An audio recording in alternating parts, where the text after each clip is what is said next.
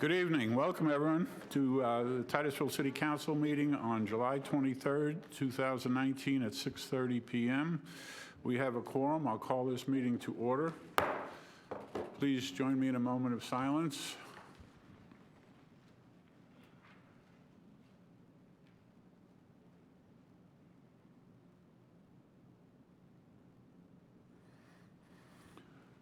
Please join me in the pledge to the flag.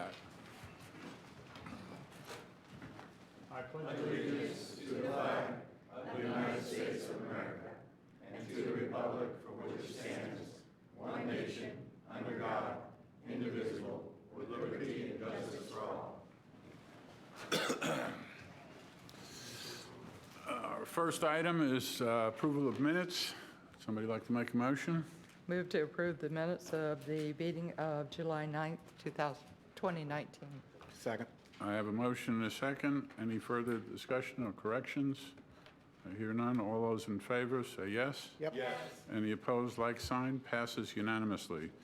We have no special recognitions and presentations. Boards and commissions.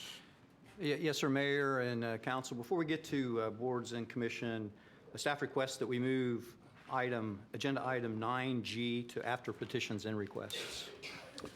Do I have a motion from council to that effect? I'll So come moved, sir. I have a motion and I have a second. Any further discussion? All those in favor say yes. Yes. Same sign if you're against. Passes unanimously. Next item, sir. Oh, well, the same item, boards and commissions. Yes, sir, this is the North Brevard Commission on Park and Rec, and member Dr. Vernon Clay has submitted his resignation effective July 8, 2019. His term expires on August 31st, 2020. Currently, there are no other applications on file for your consideration. Yes, ma'am, you go right ahead. I'd move to accept the resignation of Dr. Clay with deep regrets and love appreciation for the work he did. And we have already discussed a letter being written and so forth, so that will be part of the motion, I assume. Second. I have a motion, I have a second. Any further discussion? All those in favor say yes. Yes. Any opposed, like sign. Next item, please. Yes, sir. The Board of Adjustments and Appeals, the terms of regular member Sid Shahab, Earl Johnson Jr., and alternate member William Kilpatrick expire on July 31st, 2019. Regular members Shahab, Johnson, and alternate member Kilpatrick have expressed their willingness and desire to continue to serve on this board as the City Council appointees and have requested reappointment as regular members for 2 years to expire on August 31st, 2021. In addition, alternate member Kilpatrick has requested to continue to serve as an alternate member with his term to expire on July 31st, 2019, if he's not appointed as a regular member. There are no other applications on file for your consideration. I will accept the motion. I'd move to appoint regular members Sid Shahab and Earl Johnson as members and William Kirkpatrick as alternate member. Second. I have a motion and a second. Any further discussion? All those in favor say yes. Yep. Yes. Anyone opposed, like sign. Passes unanimously. Next item, sir. Yes, sir. The Tyco Airport Authority, Mr. Derek Klein. Whoops, sorry about that. Tyco Airport Authority, Mr. Derek Klein submitted an application and has expressed his willingness and desire to serve on the authority. His application is part of his your packet. On July 5th, 2019, Mr. Roger Molitar submitted an application and has expressed his willingness and desire to serve on this authority. His application is also attached. Earlier today, we received another application from Ben Chevet, and Council, you will have to determine if you would like to view that. And in order to do that, you'll have to table this item again. Okay. I would recommend that we postponed it once, and that was because it was a couple of days short. This is 2.5 weeks or so, and then it would be another 2 weeks before we get somebody appointed. So I think in this particular case, we've gone as beyond what we normally do, and I would recommend not doing that. Do we need a motion for that? I don't know. Do we need a motion? Yes, Attorney. Do we need a motion not to do something? No, sir. I didn't think so. Oh, my I didn't think gosh. so. Okay. Whoever this applicant, I don't know if he's here or not, but apologize, but we really do need to get this one appointed. If an applicant would like to come up and speak, you're welcome. I don't know if both of them are here. I see one. Would you like to speak, sir? I don't believe I need to speak. Okay, you did last week, so that's fine. Member Nelson, is that from before? No, Oh, it's a new one. Oh, go right ahead. This is a new one. I did get an email basically saying Mr. Charvet was applying. Mr. Molitor applied, and he was technically 24 hours late, but he also, that date that he should have applied was the 4th of July. So to me, there's a little bit of difference. This is somebody who's applied this morning. I did spend the last couple weeks considering Mr. Molitor's application and Mr. Klein's application. And both are just wonderful individuals, very well qualified. In the end, my thought was that Mr. Molitor has been out there for many years. For the record, it's Molitor. Molitor, excuse me. There's an attorney, Molitor, but Okay. anyway. He's not an attorney. Molitor has been out there for a number of years and has a plane out there, and so for that reason, I would suggest that we appoint him. Is that a nomination? Yes, sir. Okay. Yes, sir. Go right ahead. You know, it's really, it almost could be a second if we're to that point, but I did the same thing, and I think it's really nice to have two nominees that I had to take some time to separate them. And in the end, I think the quality we'd be great with both. But the difference to me is that Mr. Molitor has been a pilot out there since 1972. And, you know the inner workings, you know what's needed, and I appreciate that. So I would either second or just in discussion say that I too think that Mr. Molitor is the direction I'd like to go. Okay. So you're making this? If that's a motion, then I'll second. Okay, we have one more speaker, Member Jordan. Yeah, I had a concern, and sometimes you all use that I'm the new guy on the block, so I'm gonna use it this time. I'm the new guy on the block, and I was a little concerned about the third applicant because it did come in late, and I didn't want us to start just moving things on, because if we do something like that, then the next time there could be someone else next week or in 2 weeks and said, okay, I want to be part of it too. So I apologize to you for not having the application in on time, because I think you'll probably do a good job also. But actually, Councilwoman Nelson took my thunder, because I was going to nominate Mr. Molitor also, because I think he's been out there a long time. He does have a plane out there. And I had a moment to talk to him about things also. I am, however, concerned about what's going on at the airport at the moment, and I'm certainly not looking for someone to go there and make mass changes or anything like that, but be a part of the solution.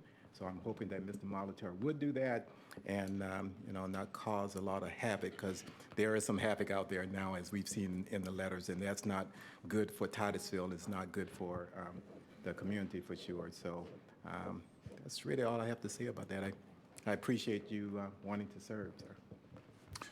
Thank you. And before I accept the motion, continue that, I would like to say to both gentlemen that we have other positions that will be open in the future. You're certainly welcome to come on and put an application for them.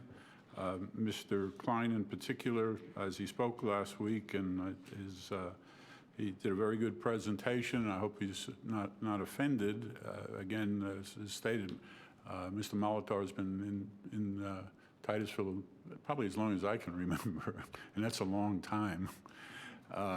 This other gentleman has been here 1 year, but his job history was impressive, and I'm sure he would make a good member of any board he might choose to. And again, what the other gentleman put in today, certainly We hope you come back and look at this board or another board, whatever you'd like to look at. So with that, we have a motion and a second. Any further discussion? All those in favor, say yes. Yes. Any opposed, like sign. Mr. Molitor, congratulations. It's unanimous. Next item, sir? The next item is the one we moved up, 9. So you're at petitions and requests from the public? I was going to put the other one before that. No, after that. Yeah, we're going to go after. Okay, all right. Is there anybody who would like to come forth on petitions and requests? Come up, ma'am. The lady had her hand up first, but you're up there. You can't see her. I will make it short. Ladies and gentlemen, good evening. My name is Barrett Bickers. I am a volunteer for Keep Brevard Beautiful. And that brings me right to the point, is that there is a blanket trespass. From what I understand, the city of Titusville has issued that blanket trespass for the piece of property that is between Highway 50 and Knox McGray, which my company, Shipshape Yacht Service, is adopting as to keep it clean. And I have here my arrest papers that I spent 18 days in Brevard County Jail because I got arrested for trespassing there after I did get a warning. I got to be fair, right? But I did get a warning, and as stubborn as I am, I continued to go out there and clean up garbage. I removed 2 dumpsters full of garbage by myself. And I would like for the city council to please take in consideration that I have a whole group of volunteers that are willing to help me clean that stretch up. And if you've ever been there, you would know that it is necessary.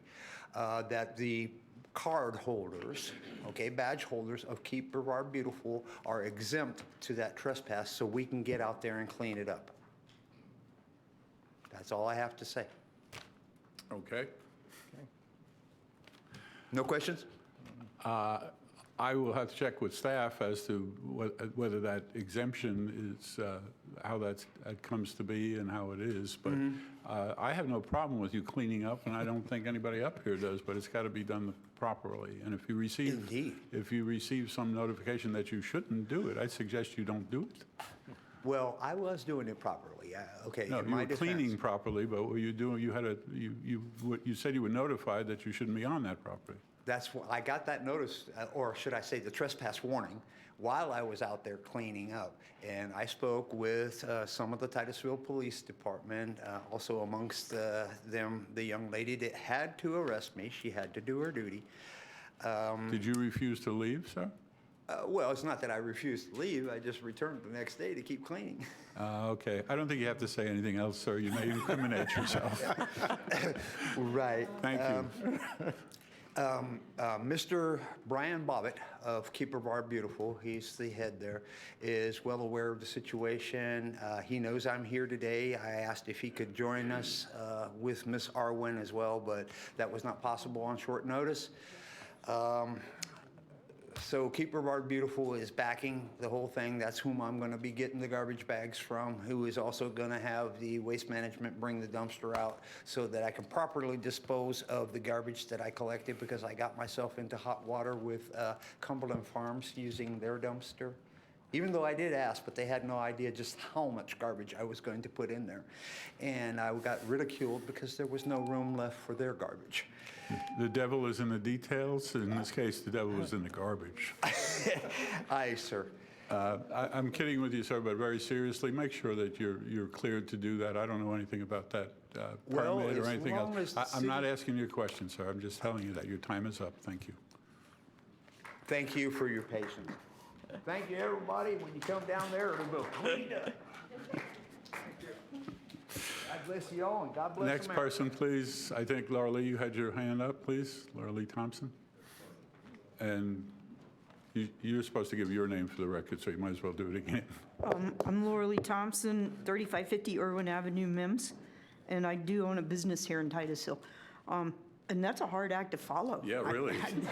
I'm speechless. But that area does need to be cleaned up. In fact, that is an area that has huge potential for our community to have something really, really nice for shoreline restoration and a linear park. But That's another subject. But tonight I'm here to thank you for letting us have the tree workshop last week. I think it went really, really well, and we all really appreciate it. And so I was in the video, so I didn't take extra time and speak. So this is what I would have said last week. Nature and space, we got it all. The most beautiful beach, the biggest and relatively unpolluted part of the Indian River Lagoon, the Space Center, and we got terrific wildlife here because we have diverse habitats right within our city. And all you have to do to see what happens when you lose diversity is look further to the south. Think about the wildlife you see in those sterile-looking Vieira housing developments. Yes, they do have sandhill cranes, white ibis, cormorants, and grackles, because those birds can adapt to stormwater ponds, lawns, queen palms, and yes, crepe myrtles. But that's about all they've got. You think they have painted buntings and purple finches coming to their bird feeders? Do you think they have gopher tortoises and rabbits, or bobcats and foxes, or turkey and deer in their yards? We do. And so I ask you, as we move forward, to please consider alternative ways to develop so that we can still get the density and everybody wins, but we can still preserve the very best pieces of habitat that we have left in Titusville, because trees are just part of the habitat. And it's that diversity of habitat that makes Titusville special. No other Space Coast community has the variety of ecosystems that we have here in Titusville. We have a special quality of life here in Titusville, and we want to keep it. And then I want to remind you that the city's comprehensive plan, this comes right from the comprehensive plan introduction. It provides long-term vision and direction to guide development and services. And it's aimed at creating desirable places that enhance neighborhoods, encourage new development, and provide services that make our city a desirable place for residents and visitors. It's the intent of the comprehensive plan to preserve and enhance the public health, safety, and welfare through the management of growth, provision of adequate public services, and protection of natural resources. Thank you. Thank you. Very well done. I see, Ms. Thompson, I have somebody might have a question for you. I don't really have a question for you, but I do have a suggestion. Bill Klein sent me a video. It's put together by a developer and an extension agent from the University of Florida. It's probably 10 minutes long. And it talks about development and the potential development of the future. And I would really like to see Ms. Busaka show it to all of us. This evening, or? Not this evening, not this evening. Don't get excited. Don't get excited. Does any member of council have a problem with that? I think we can do that by consensus then. And Okay. Ms. Busaka, you've heard? Okay. Thank you.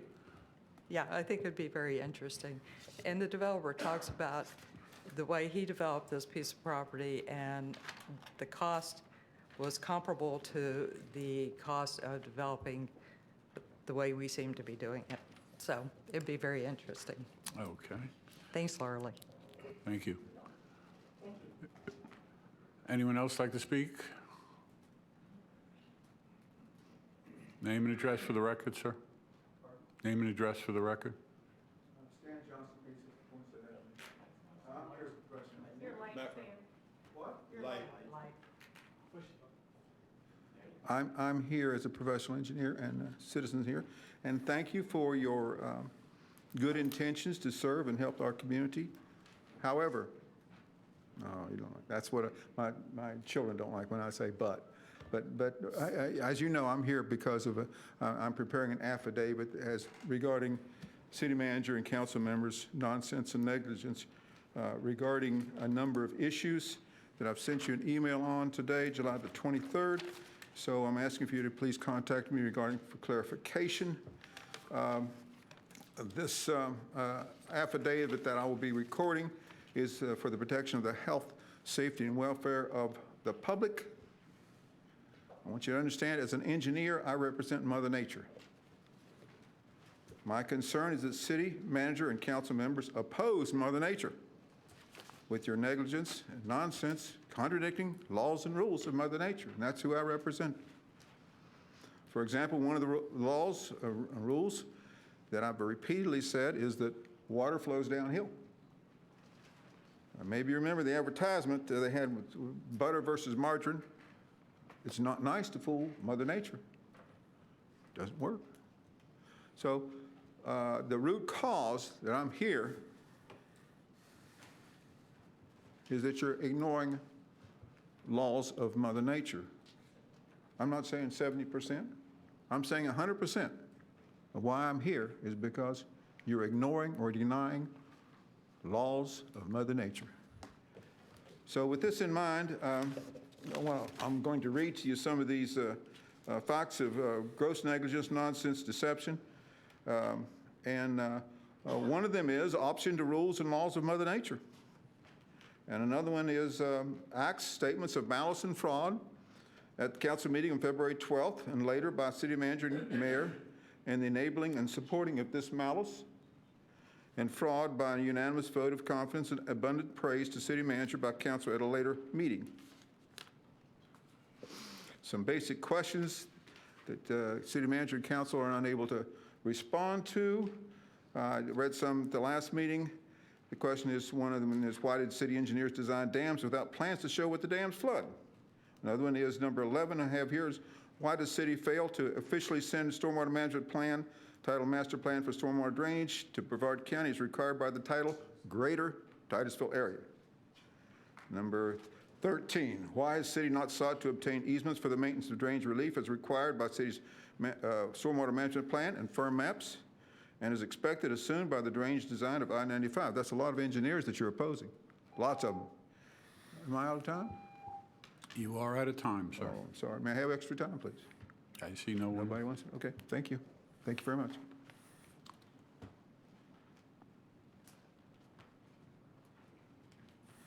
Good evening.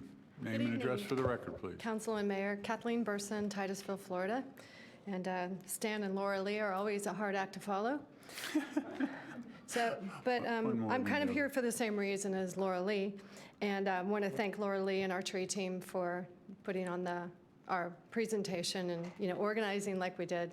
It was really a good experience. And thank you guys so much for listening and really, showing a deep interest in tree preservation.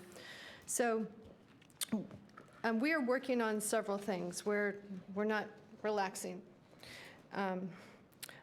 We've been working on a tree protection ordinance summary, comparing the ordinances throughout Florida and some outside of Florida for their tree protection. And so far, we've got Titusville, Brevard County, San Antonio, Texas, Sarasota, Indian River County, Gainesville, Tampa, Tallahassee. The only thumbs down so far are Titusville and Brevard County. San Antonio, Gainesville, and Tampa, all three have gotten blue stars for reasonable tree protection ordinances. And four of these, San Antonio, Indian River County, Gainesville, and Tampa, all have an upland habitat protection ordinance in addition to the tree protection ordinance. Tree protection ordinance does not protect habitat. It protects, it doesn't protect our birds and wildlife, it protects trees. Hopefully we can get significant areas, but the upland, as I had mentioned in our presentation, the two ordinances work together. So the gold star so far goes to Tampa. They have had their both ordinances on the books for many years. Their tree protection ordinance has been on there for 45 years. Their natural resources director has been there for 45 years. She's watched this ordinance grow up. And the upland habitat ordinance has been on the books since 1993. And I asked her, why do you have both? And she said exactly that, to save habitat, to save trees. Tampa, most important thing. Tampa has invited us. By the way, they have 6 arborists on staff. They have a population of 300,000, 6 arborists on staff, 43 planners. It's a big department. They do review every plan that comes through the city, the arborists do. They have invited us to do a workshop with them. And I would like to invite, several members of our tree team will go. They would like to show us their projects. They would like to show us their ordinances, how they work, the intricacies. And I would like to invite a council member to attend with us and Ms. Busaka, the planning director. I think that, we can all be part of that team to go over there and be entertained by Tampa, and I will end that with there, but. Do you need to finish something?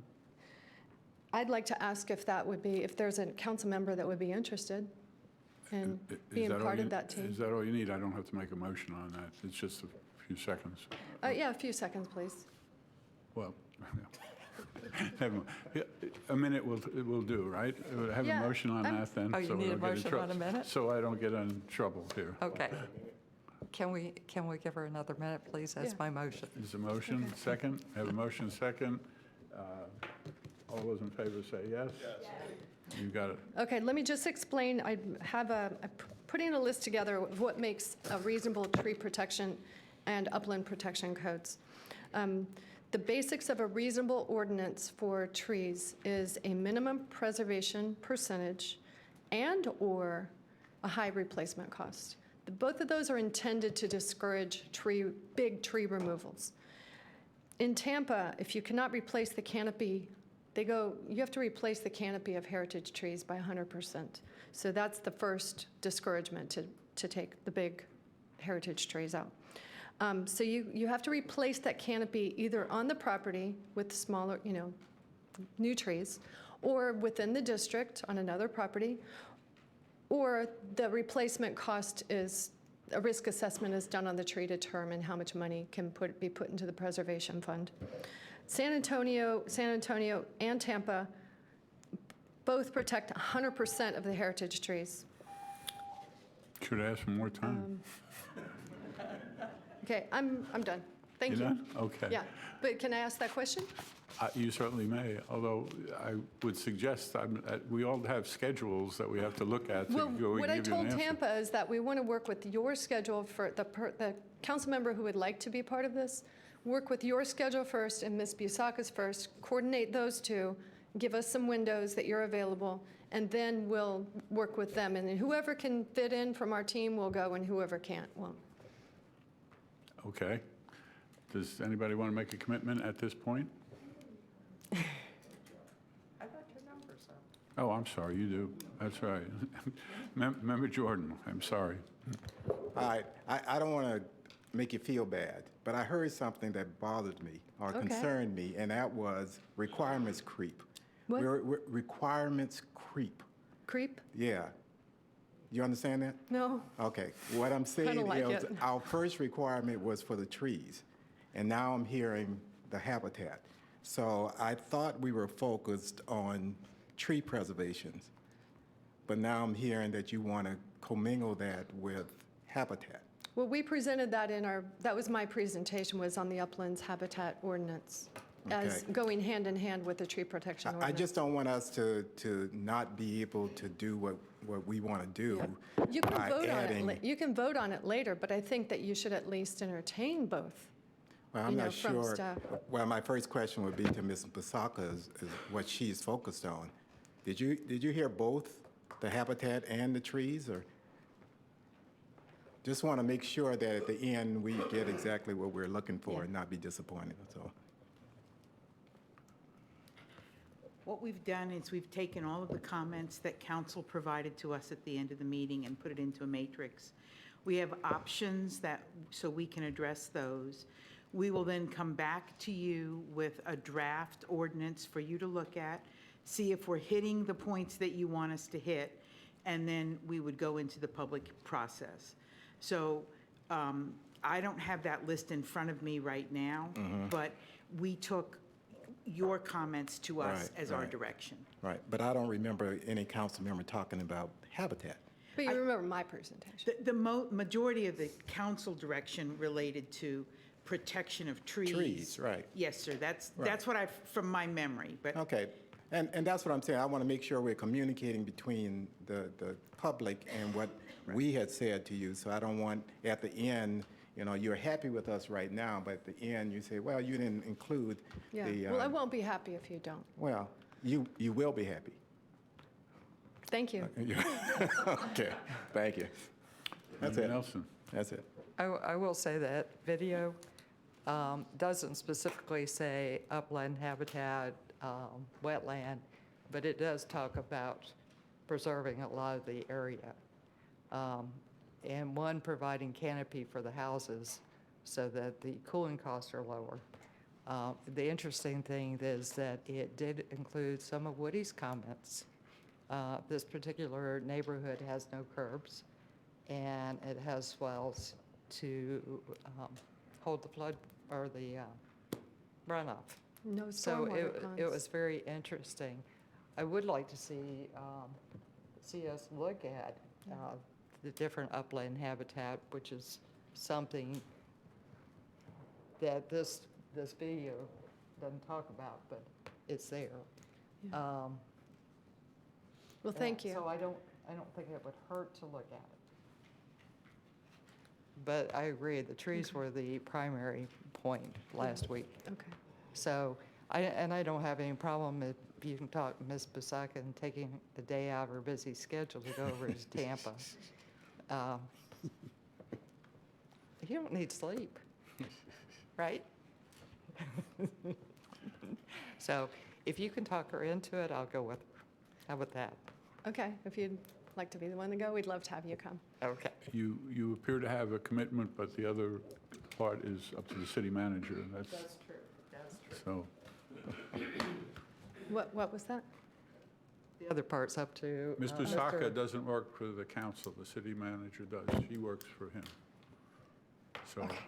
I remember that. You remember that? Well, then you knew it already. So that will yet to be determined whether she is available. Okay, but I do understand that Ms. Nelson is asking that we look at both ordinances at this point, and the council can decide later if what they want to do, both or not. That would be my request, and if we think it's Thank you. too broad, then it doesn't get voted on. Yeah. What is specifically are you asking? That we look at preserving more of the upland as we are preserving the trees. And to be honest with you, my thought is if we're preserving trees, we are going to be preserving more of the upland. So, but I have no problem with Ms. Busaka or the team looking at that specifically. Council, does everybody concur with that? Uh, Oh, you have your light on, Yeah, I sir, have so my light on. you go first. Thanks. I just wanted to get clarification so there won't be any disappointment because we focus on the trees. And I'm hearing Ms. Burson talk about habitat. I don't have a problem with us doing it. I just want us all to be on the same page as we go forward. That's the only thing I'm saying. Well, Now you we didn't have have other to be on the same page at the, can I speak? Ms. Burson, I have lights up here, and they Okay. take precedent. You've already spoken. Vice Mayor. I would agree that, with both of you actually, that we have a focus on trees. We had a workshop on trees, and believe me, I think that we all came away feeling like we want to work with, get some tree regulations and get it done right. As I said, you can't cut down a 150-year-old tree and replace it with a crepe myrtle. I mean, we get that. But I get a little concerned if we lose our focus too. And if we have that focus on trees, we've got to be benefiting the habitat. I too don't want to see, I think you said that at the meeting, maybe we can save some gopher turtles this time. I get that, and I think we're all for that. But I don't want to dilute things so much that we lose our focus. Outside of that, I'm all for saving everything we can save, from wildlife to habitat to trees. But I think that, again, I think it was called a tree workshop. And I think we want to stay focused on that, and any benefit we can get from that or expansion from that would be great. However, your look doesn't tell me that, hey, I appreciate what you're doing here. It sounds like you're looking at me like, yeah, right. So I'll just leave it at that. I am focused on trees. We are focused on trees. And the habitat goes with that. I agree. You got to have things living in the trees, right? Well, I heard what Ms. Nelson said clearly, that she would like staff to look at both. And you didn't require a vote at the workshop. Each of you gave your comments what you would like to see. And I believe she's adding to that comment. Kathleen, you're on that side at this point, not on this side. Please don't direct people up here. Oh, I'm sorry We will if it take- sounded that way. You're right. Member Stokel. So I apologize in advance because this is not my area of expertise, but I do kind of agree with Ms. Nelson that I feel like prior to the workshop even being voted on to have the workshop, the concern was, hey, there's this big development and they just clear-cutted all these trees, and what is our tree preservation? What does that look like? And I think that's kind of what spearheaded the workshop. And I think we got focused on the trees and why are we doing this? And then, yeah, replacing, like Member Diesel said, is this a comparable compromise or putting it in the fund? So I think we got focused on that. And at least from my perspective, I kind of commingled that with, okay, yeah, if you're getting rid of trees, obviously some of the wildlife and nature is going to kind of, there's going to be some consequences there for that aspect as well. So I'm open to it. Like Member Nelson said, I do want to, again, this is not my area of expertise, so I want to give staff the flexibility to kind of go in and see, you know, what does that look like? Are there areas? Obviously, we can't compare ourselves to Tampa or San Antonio, but there may be some best practices that we can learn from them potentially. So I'm definitely open to it. If we can improve, I think we're all on the same page here with if we can preserve wildlife, trees, we want to. Also, we want development. We want people coming here. So I'm definitely open to that. Thank you, Council. Anyone else like to comment again? Okay. I'm not sure I hear a unanimous decision here. And unless somebody wants to make a motion, then we can do it that way, or we can ask Ms. Busaka to come back up and give her point of view on this, because she's the one that has to do it, and she is the most expert one we have.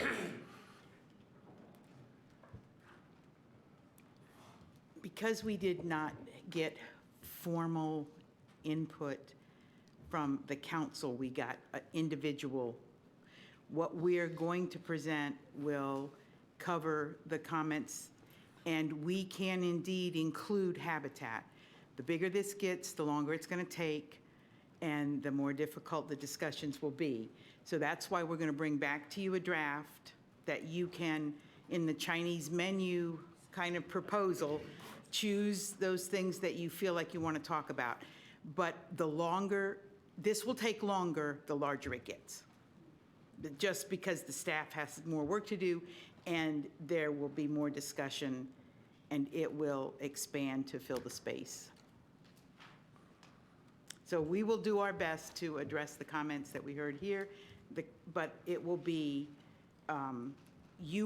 hopefully we'll be able to structure it in a way in which if there's something we present to you that you're not interested in moving on, we take it out of the ordinance and then we can move forward from there. I know you're going to do a great job. Thank Any you, other Peg. comments? Thank you, Peg. Yes, you're next, sir. Yeah, and Ms. Busaka, this isn't a question, so you can keep going for real. But it does bring to the point that, you know, if we improve the tree issue, if we work on the clear cutting, then clearly that's going to benefit any habitat that's living there. And that's where I was going with that. You know, when we're working with the trees, that's kind of the ground floor of everything else. So obviously, I think the council's all for all of it. But I am concerned that, you know, as she noted, the more we add, the more we expand, the longer it takes. I'd like to get one thing done at a time, but at the same time, if we can, again, clear cutting kind of hurts all of us, I think, when we look at that. It concerns us, it scares us. Nobody likes looking at it and say, wow, that was great. But we understand that that happens, and we just need to deal with how we can make it best work for our trees, which will benefit our habitat. And that's, I think, what you were saying. Member Jordan? Back up again. I think Ms. Busaka said it really well. You know, we got to really be careful. I want us to be successful with this, but if we keep adding, we're going to have a problem for sure, and we may end up with nothing. And I know no one wants that, Ms. Burson. So we just need to be focused on what we do. If you can bring some stuff together without it being too difficult, then I'm for that. But I really would like for us to get something. She talked about a blue star. We weren't a blue star. That kind of bothered me when you say that. Actually, I like a gold star instead of a blue star anyhow. But the bottom line to me is I think we need to get a tree ordinance that we all can live with, and it's something that we can work with for sure. Thank you, sir. I don't hear consensus here. Does somebody want to make a motion, and we'll clear it up real fast? Okay, I'll make the motion that as part of the information brought back by staff, that we ask them to bring back information on upland preservation also. I have a motion. Do I have a second? Second. I have an motion and a second. All those in favor say yes. Yes. Yes.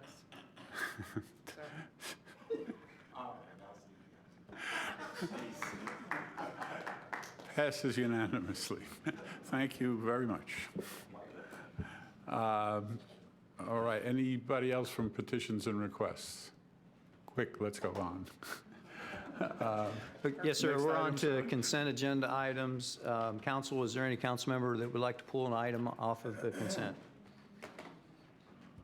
Mayor, I'd like to pull 8E after I read for the record and discuss that particular item with council. And I believe we have a card on 8G. Aren't we doing the, You're right. I got you All on right. one. You're right. Let's get 9G going. I'm following it. I'm saying, where did that, ooh. Okay, so we're on item 9G, Development Agreement 2-2019 Titus Landing.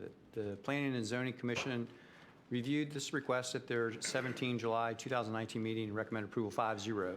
The applicant, Excel Project Management, on behalf of the owner, Titusville Harrison 1 LLC, has submitted an application to approve the Fourth Amendment to the Development Agreement for Titus Landing for the property located at 2500 South Washington Avenue. The property subject of this request is approximately 30.86 acres in size and currently has the approved development agreement and final master plan. The amendment proposes this request will extend the agreement an additional 5 years until February 18, 2024. Staff recommends approval of this request. We have Ms. Busaka on hand to answer any questions, and the developer is also on hand. Council, any questions? Would somebody like to make a motion? Move to approve the development agreement. Oh, wait 1 second. I do have, Oh, I'm sorry. This is a public hearing, so you have to open it, sir, real quick. I'm sorry? Public hearing. Oh, okay. We got to go through all that, huh? Okay. Let's see which item we got here. There's not going to, all right, you introduced the item. City staff, you have any, council, any questions of staff? I'll open the public hearing. Are there any speakers on this item? Any cards? Yes, sir. One person, Cliff Aiken from Excel. Mr. Aiken, would you like to come up? Or, sir? Does anyone have a question of Mr. Aiken? I guess not. You just walked up. Thanks for coming up, sir. Sure, no problem. All right. Anyone else, any other speakers on this item? I don't see any. Council discussion? I don't see any. I'll close the public hearing. I'll accept the motion. Yes, please. Much. I recommend that we approve Development Agreement number 2-2019, Fourth Amendment to Development Agreement for Titus Landing to extend the agreement for an additional 5 years. I have a motion. Do I have a second? Second. I have a motion and a second. Any further discussion? Not hearing any. All those in favor say yes. Yes. Any opposed, like sign. Passes unanimously. Thank you, sir. Now All right. back to consent. Yes. Since I went on a roll on that one. Go right ahead. Like I was saying before, staff would like to pull item 8E, and then we have a card on 8G. So with permission, I read for the record. Okay.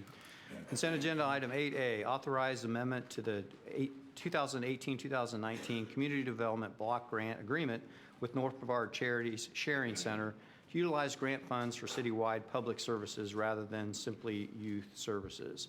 Consent agenda item 8B, approve the attached budget amendment providing the necessary funds for action and the award of road repair near 2880 Hopkins Avenue to Massey General Contracting Corporation of Port Orange, Florida, in the amount of $54,017.98, and authorize the city manager to put in place the instruments necessary for the award. Consent agenda item 8C, approve the award of bids number 19B035 in the amount of $112,000 to DBS Manufacturing of Atlanta, Georgia, to finish and deliver a new drive unit for the 8 million gallon clarifier at the Morning Dove Water Treatment Facility, and authorize the city manager to put the instruments in place for this purchase. Consent agenda item 8D, approve Police Department K-9 donation fund request transfer of $30,000 to project training account to cover the K-9 handling training.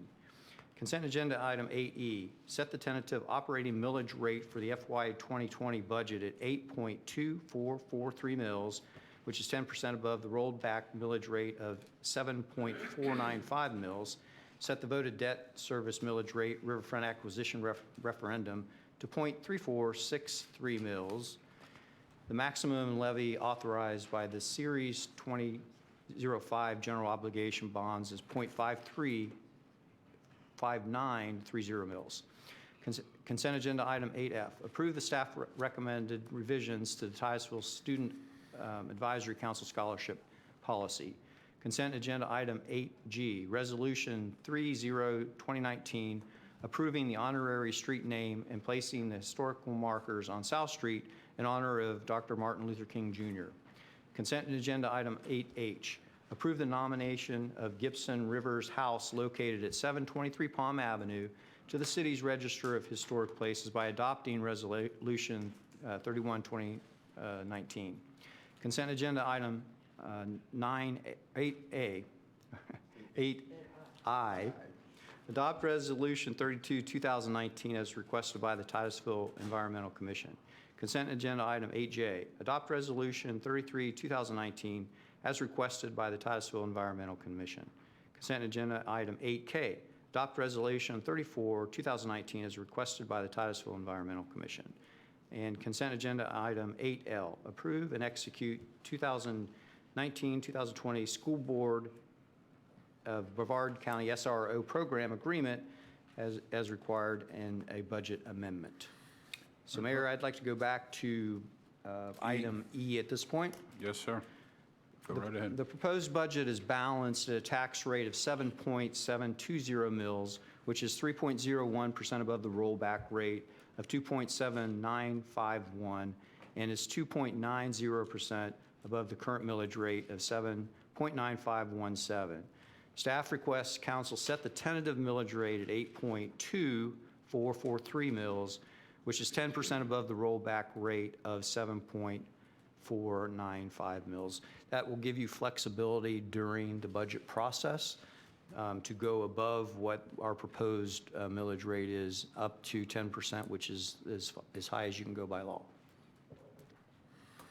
I will comment that this is generally what we do. We set it at the highest and then go back down after we find out what we need to get done that particular year. So do we take this separately now, or No, sir. Well, put it back in the yeah. consent agenda? Does Yeah. anybody have any questions?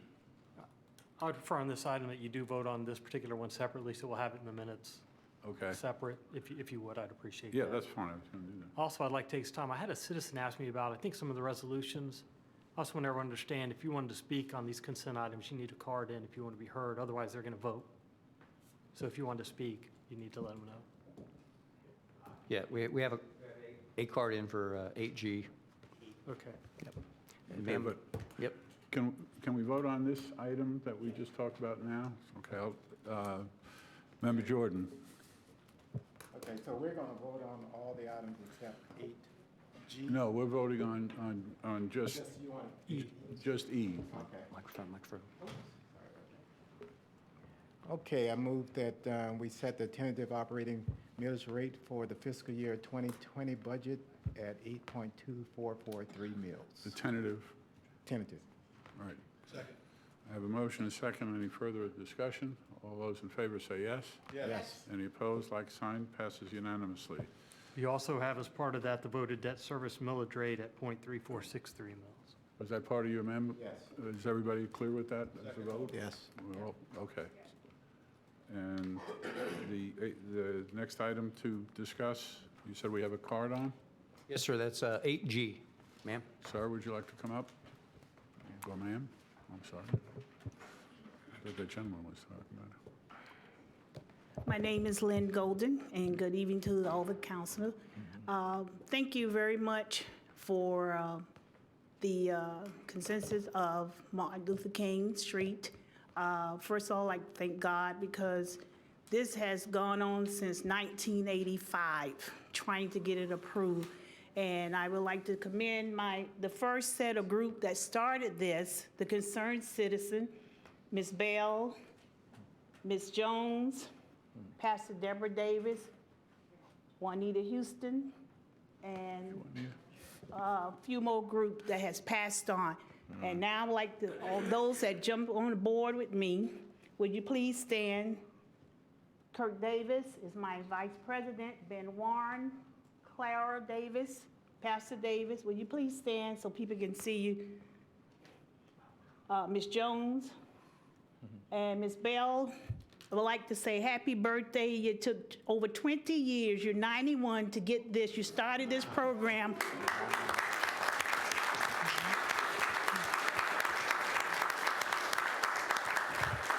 And God has allowed you to see this go through. Thank you very much. And to my Mr. Sigler just came in. And most of all, I'd like to thank Pastor Davis for your congregation. I need help in the community. I need your men to help me. So don't let this be your last time to meet. Come when we have a meeting, please. We have another 5-year program that is going to be awesome in the Black community. Terry and Peggy, thank you for all the things that you have put up with us in the meeting. But we came together as unity, even though we had some different ideas, and that's what makes us come back together, that we can sit down at the table and eat the same thing and don't have an upset stomach. Thank you for everything. Thank you. Thank you, ma'am. And I think all of you deserve a round of applause.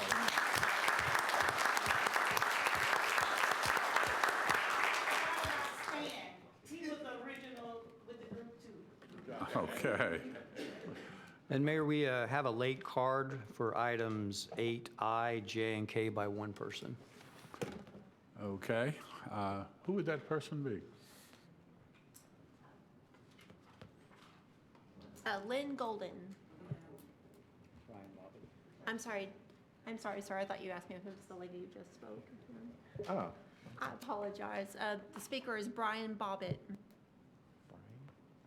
There you go. Come up, sir, please. Do one item at a time. Let me get you.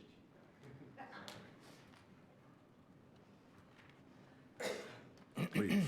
Good evening, Mayor. Good evening, councilmen and women. My name is Brian Bobbitt. I'm Vice Chair of the Titusville Environmental Commission. We have 3 items before you today.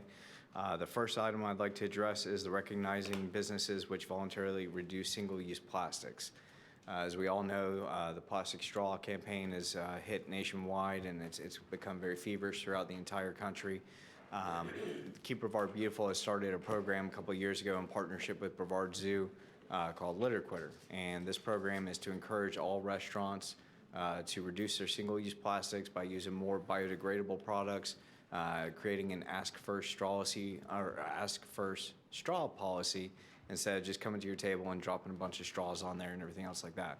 These simple practices are cost efficient for the restaurants, not only because they're not using so many straws, but by being a member of the Litter Quitter program, they're getting reduced prices on compostable to-go containers and everything else like that. Titusville Environmental Commission has heard the presentation, and we'd like to urge for you to approve that. And on top of approving it, support it, advertise it. I know all of you are out in the community quite a bit.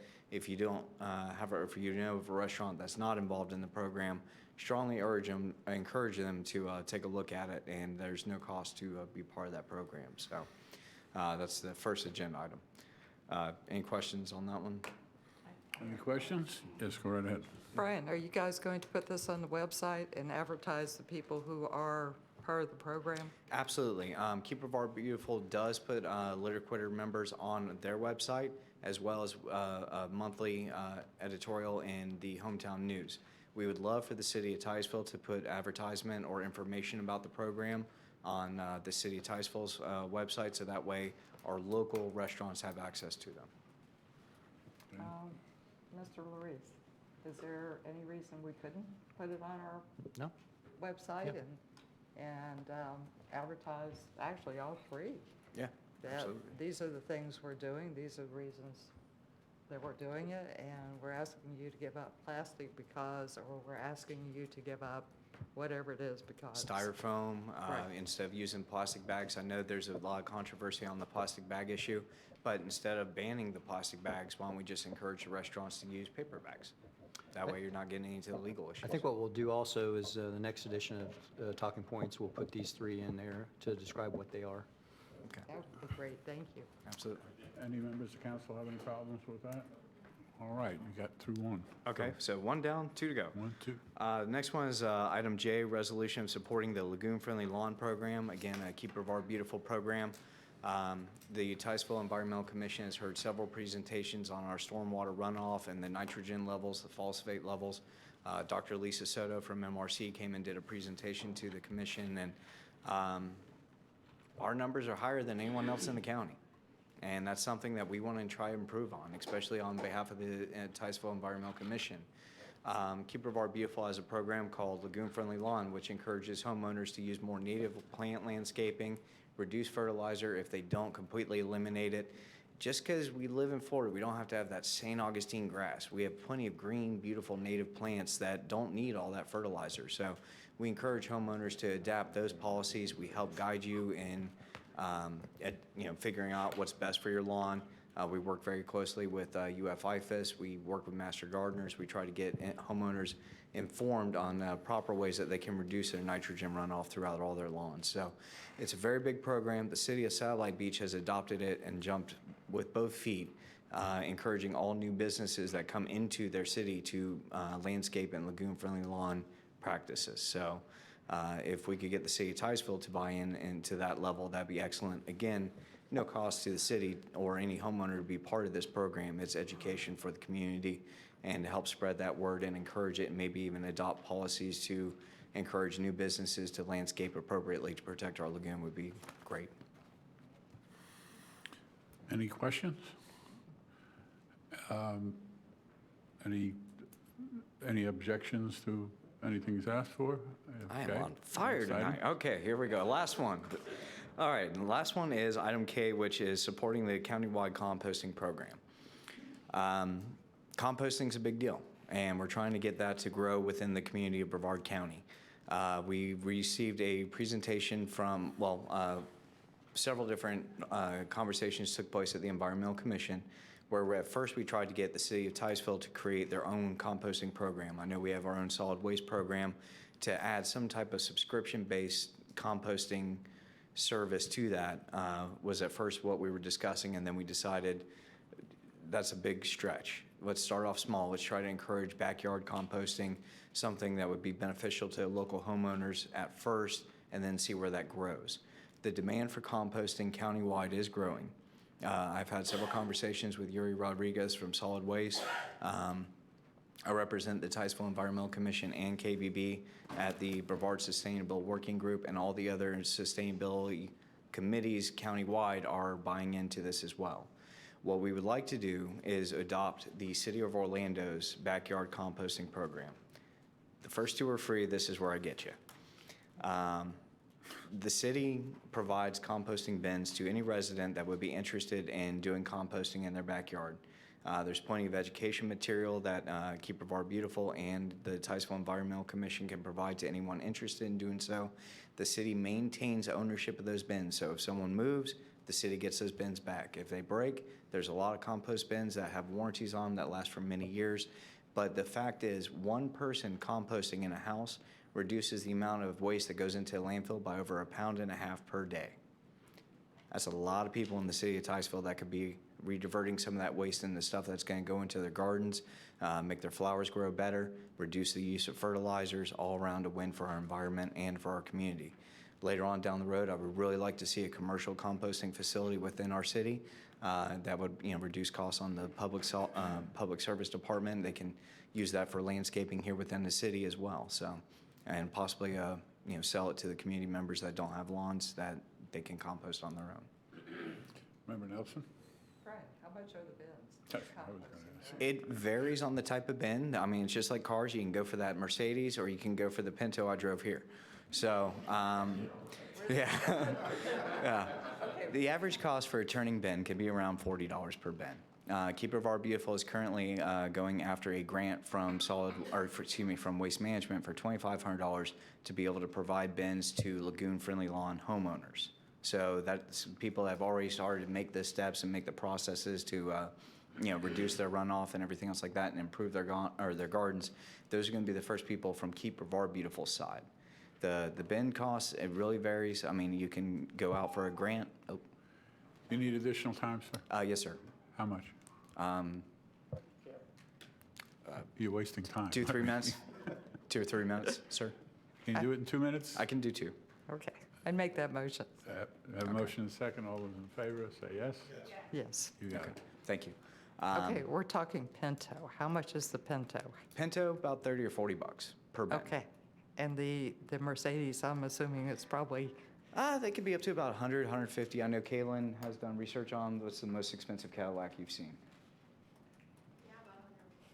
150 for the most, and that's got the bells and whistles and everything else like that on it. But bare basics for someone's backyard, you can get by with a $40 bin. They sell them at Lowe's, they sell them at Home Depot, or you can buy them in bulk through other agencies. I know Keep Orlando Beautiful gets a massive purchase every year, and that's the ones that they use.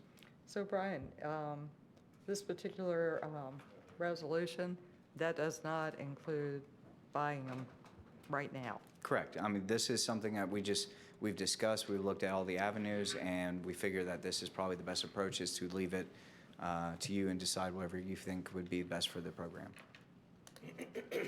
So I really didn't hear your last question, I'm sorry, but you said not right now. What not right now? So there you have a resolution in front of us, and our question is, at this point, are we saying the city of Titusville is buying composting bins or not? No, not right now. Right now, it's just to endorse the idea that in the future, maybe during budget season next year, it's considered. But regardless, to support the county-wide effort that's going to be growing. So it's something we would consider during the budget, but not now. During next year's budget? Correct. Okay. Member Stokel?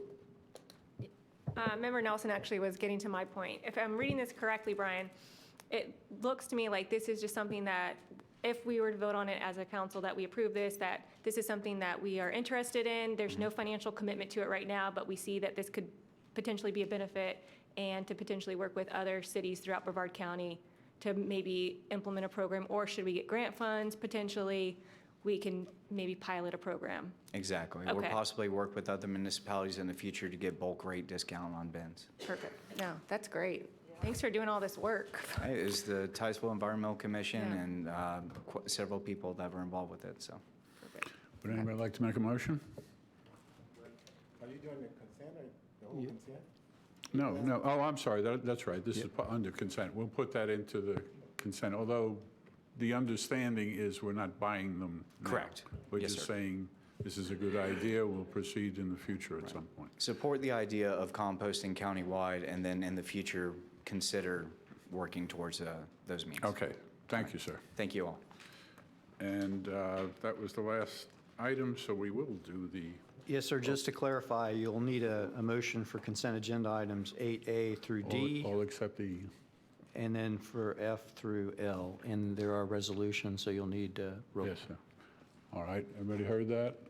I have a motion. I see Member Jordan, your light on. Is that Yeah, I was going to make a motion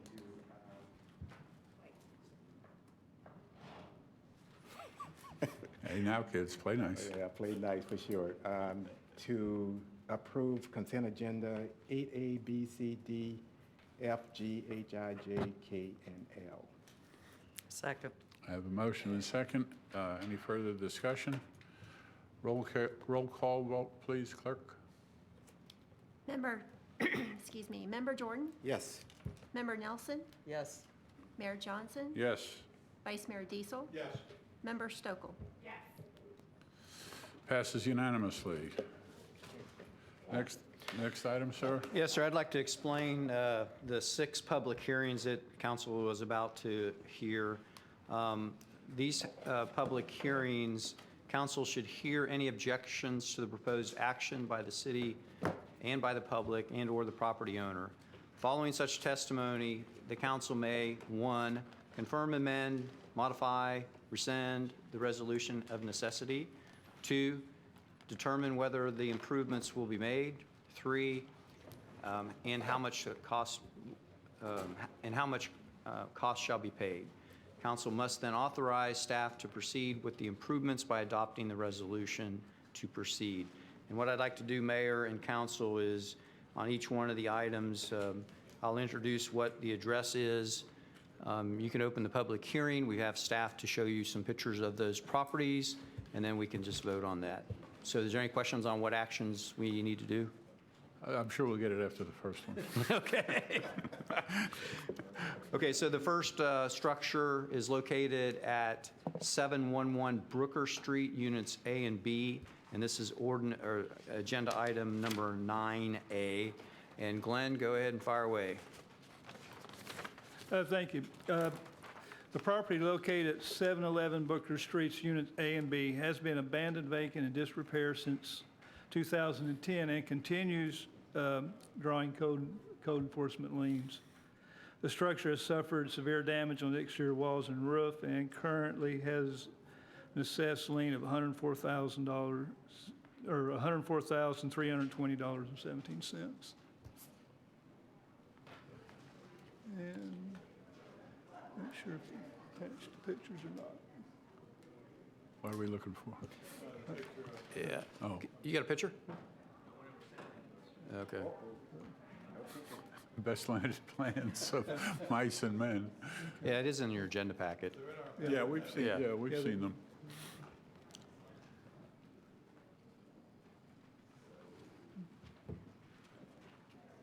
So, Mayor, you can open the public hearing. Okay. And see I if will there's any- open the public hearing. Are there any cards? No, sir. I will close the public hearing, and now we will vote on this item, or we go to the next one? A vote on this item. Okay, and this is just a regular vote, right? Doesn't have to be roll call. It's a resolution. Oh, it is a resolution, Yeah. yeah. So this has to be, well, I have to have a motion, I guess, right? Move to approve resolution number 35-2019 to proceed with the removal of a condemned and hazardous structure located at 711 Booker Street, Unit A and B. I have a motion and a second. Any further discussion? I see a light up there, but that was you. Okay. Any further discussion? Not hearing any. All those in, roll call vote, please. Member Nelson? Yes. Mayor Johnson? Yes. Vice Mayor Diesel? Yes. Member Stokel? Yes. Member Jordan? Yes. Passes unanimously. Next item, sir. Item 9B is Resolution 36, 2019, to proceed with the removal of a condemned and hazardous structure located at 511 Canaveral Avenue. You're on. This property has been abandoned, vacant, disrepair since October of 2007 and continues to be a code violation. The structure, the porch has already collapsed on this one and is unsafe and currently has $340,702.21 in assessed liens. Very expensive piece of property. Okay, any questions? Any discussion? I'll open the public hearing. Anybody have any cards in? I'll close the public hearing. What's your desire? Yes, sir. Move that we approve Resolution 36, 2019 to proceed with the removal of a condemned and hazardous structure located at 511 Canaveral Avenue. I have a motion. Do I have a second? Second. I have a motion and a second. Roll call vote, please. Mayor Johnson? Yes. Vice Mayor Diesel? Yes. Member Stokel? Yes. Member Jordan? Yes. Member Nelson? Next item, please. Item 9C is Resolution number 37, 2019, to proceed with the removal of a condemned and hazardous structure located at 1229 First Avenue. And this piece of property has been abandoned, vacant, in disrepair since May of 2008. It suffered severe fire damage and was condemned in 2011. Its current lien assessment's $1,077,732.67.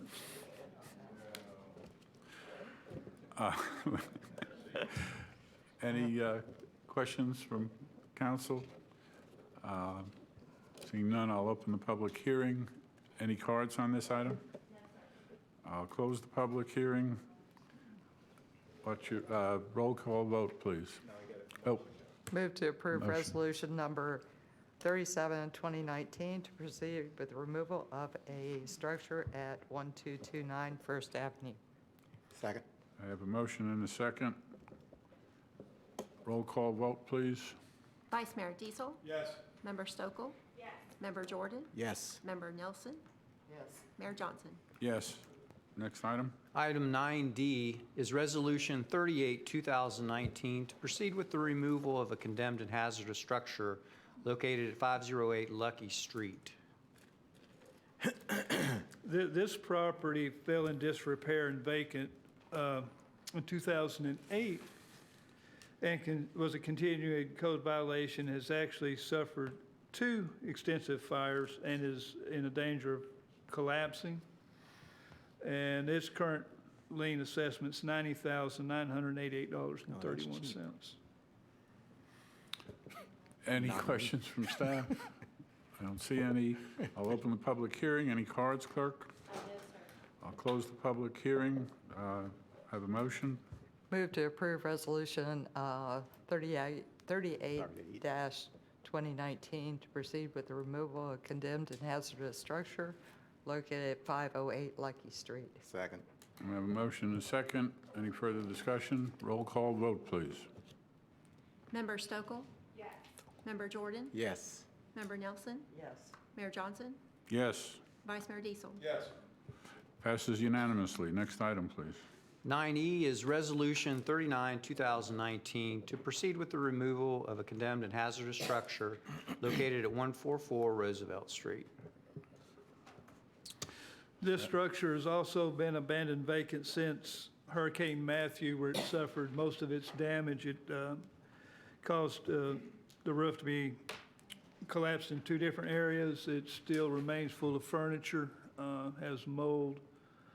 We've been out on several times resecuring this particular property, and it has a lien amount of $80,539.82 as of today.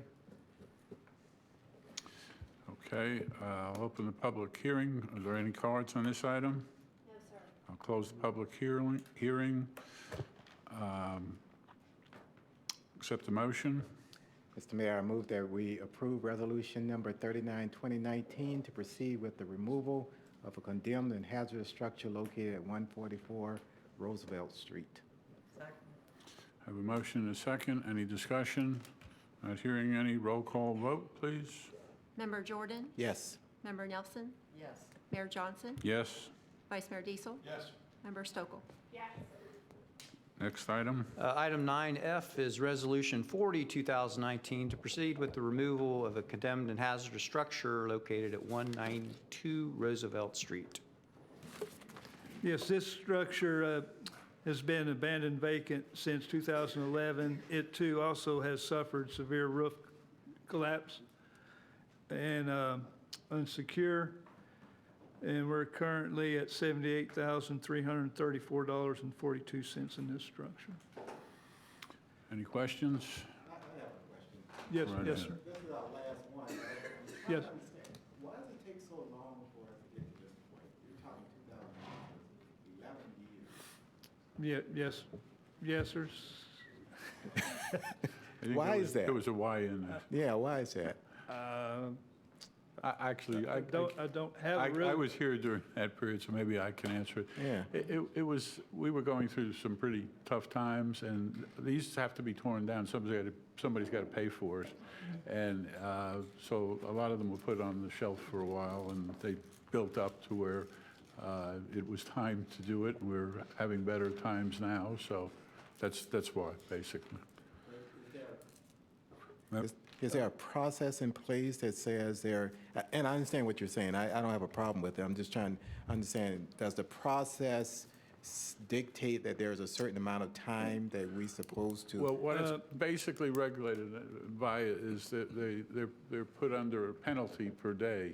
Right. And in order to foreclose on it, we need that amount to go over whatever possible price of the land is, not up to the millions, but Yeah, that's what I'm saying, that's a a little bit million, much. yeah. But at least that if we had to file a suit on it, that it would be covered by that amount. So that has a lot to do with that. But is there something else you want to add? But yeah, yes, sir. And to answer Member Jordan's question, is actually, yes, we have started now a new process where these properties will come much faster to council when they've hit that point. Okay. Well, over the last 4 years, we've put together that process that not only gets it to the code board faster, but we get the whole program going faster. So now you're probably less to a year before they would come up. Okay. So improve the process. Yeah, We actually had made a list of homes. We started with, I think, 20 when I came on board, and these were down to the last 6. There's still 1 or 2 out there, but we've actually got a lot of them done by the property owners. Vice Mayor? Yes, sir. And kind of on the flip side, because it is the last one, and I certainly understand where you're coming from, Member Jordan. I know that we have had those same comments in the past about what's taking so long. And if I'm not mistaken, it wasn't too long after we had those questions, you did a presentation on how we've changed the process so it'll be quicker. So I was hoping to say now, because I believe this is like the first time we've done this since I've been on council going on the 4th year. I appreciate that. I think that clearly there was a slowness and certainly noted. And we were concerned about it previously. What are we doing? And so here we are, and I'm looking at all the pictures of the houses and all the work that you have to do and all the steps you have to take. But I appreciate the movement, and this is the first time, again, in 4 years that we've been able to go and make a vote on these things. And some of these, they've got to be dangerous just to walk by. You know, so I appreciate that very much. You speak of one that probably the best looking house on the list. It's got mold and it hasn't been touched since Hurricane Matthew. So, you know, that can't be good for people in the area. So I wanted to say thank you for working on the process to make this quicker so we don't come into a, 11 or 16 year deficit. And thank you for being here now and, uncovering what we've had to do, because some of these need uncovering. Can't even see them from the street. So Yes, I want to thank you for the progress we've made and the new program that you've got in place. Thank you, sir. Okay. Yes, go right ahead. Although Vice Mayor just basically said everything that I wanted to say, probably better. So I just want to say thank you. Again, going on my 4th year, we heard this at the community conversation, and it's just nice to see that how hard you guys are working. And I think you touched on it. I wanted to say, how many more are on the list? You said a couple more that you guys are looking at? Yes, ma'am. And then there are some commercial properties that we're looking at now as well. Gotcha. To Let us know. better, as we move forward towards Right. the corridors down, we're trying to get these buildings caught up, and our real push is to get the property owners to do it first. Right. And I know it does cost money too, so keep us posted, and we appreciate everything you're doing. Thank you. Okay. We didn't pass the last one. You'll need to vote on this one, sir. We got you off track. I'm sorry. We got you off track. We got to pass the last one. Oh. Okay. We have a motion for the last one. I move to approve resolution number 40, 2019, proceeding with removal of condemned and hazardous structure located at 192 Roosevelt Street. Thank you so much. Second. I have a motion and a second. I'll open the public hearing. Are there any cards, clerk? No, sir. failed. Close the public hearing. Roll call vote, please. Member Nelson? Yes. Mayor Johnson? Yes, Vice Mayor Diesel? Yes. Member Stokel? Yes. Member Jordan? Yes. passes unanimously. Okay, now we're back down to the next item. Yeah, we've completed 9G, so Right. council, we H. are now on 9H, which is conditional use permit CUP for 2019 Orange Street parking lot. The applicant is requesting a conditional use permit to allow a parking lot as a principal use. There are two properties subject to this request. The two properties totaling .45 acres are located at the corner of Grannis Avenue and Orange Street and Robbins Avenue and Orange Street within the urban mixed-use zoning district.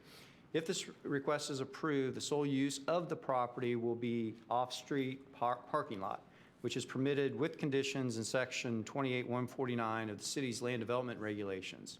Staff is recommending several conditions that are in your packet prior to approval. The Planning and Zoning Commission considered this request on their July 17, 2019, and recommended approval with conditions that there be no overnight parking. The vote was 5-0. Ms. Busaka is available to fill you in on this one. Before you do that, City Attorney, were you supposed to do any prior reading on that? This is CUP, it's not an ordinance, so there's no title to Okay, be you read. don't have to do that. Okay, I know it's up there. Ms. Busaka, how are you? I'm well, thank you. Oh, good.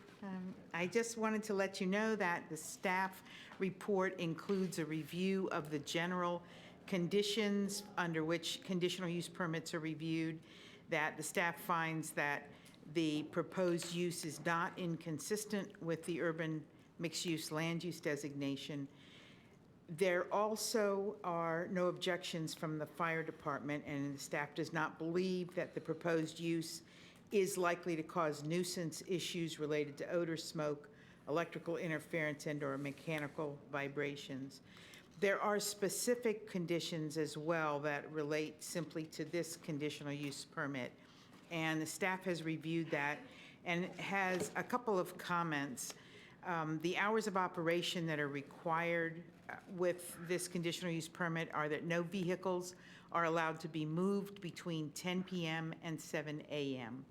The reason for that is because we wanted to reduce the amount of activity on these sites. Moving of vehicles could be additional noise as well as lighting. So this would simply be used as during the daytime, and that vehicles would be permitted to be parked there under the staff recommendation. The Planning and Zoning recommended that there be no vehicle parking in the lot overnight. Staff does not feel that this is warranted, as just leaving vehicles in the parking area does not seem to be a nuisance. In reviewing the tape of the P&Z meeting, concerns expressed by the P&Z included potential problems that could happen later if a different owner utilized this property, concerns about renting out the parking lot, and concerns about vans being parked overnight. Sure that the code is being followed. Those include that if a variance or waiver is required to meet the design criteria, that those would have to be approved before the site plan could be approved, that an opaque fence 6 feet in height shall be constructed along all interior property boundaries to screen the proposed use from the property adjacent to the subject property. All lighting shall be pedestrian scale and all fixtures shall be mounted no higher than 6 feet, and that site lighting shall be designed and oriented so that the amount of light at the southern property boundary is 0-foot candles to minimize the impact to the residential uses to the south of the subject property. The staff does not believe that there is any need for a traffic study based on the proposed size of the parking lot, and the intended use of the parking lot is to support the commercial to the north across the street. Part of the reason for that. Peggy, I do have a question. I was reading the staff analysis, and you're talking about a 6-foot opaque fence. What they're requesting is a 6-foot high wall in the middle of the staff analysis. If you go to 5, section 5.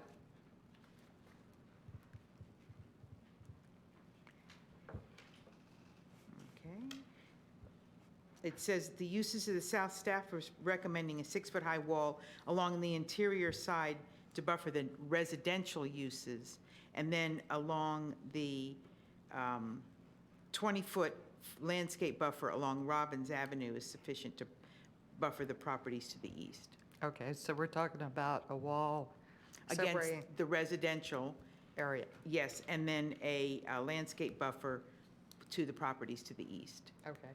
And how much parking are we talking about? This has not been. Approximately. This has not been designed yet. Okay. So I can't tell you because we don't have a concept plan showing adequate buffers, adequate turning radius. So I can't tell you how many sites there can be. The applicant may have more information than that. Okay, thanks. Member Stokel? Thank you. Peggy, can you help me understand the map a little bit? I'm on 267 and 268, the zoning map, and then the actual aerial view of it. So I'm seeing it surrounded by urban mixed use in the commercial, but I hear residential, so I'm assuming, is there residential within the urban mixed use? Urban mixed use is permitted within residential, yes. Okay, so where are the are these houses that I'm looking at that are right next to this piece?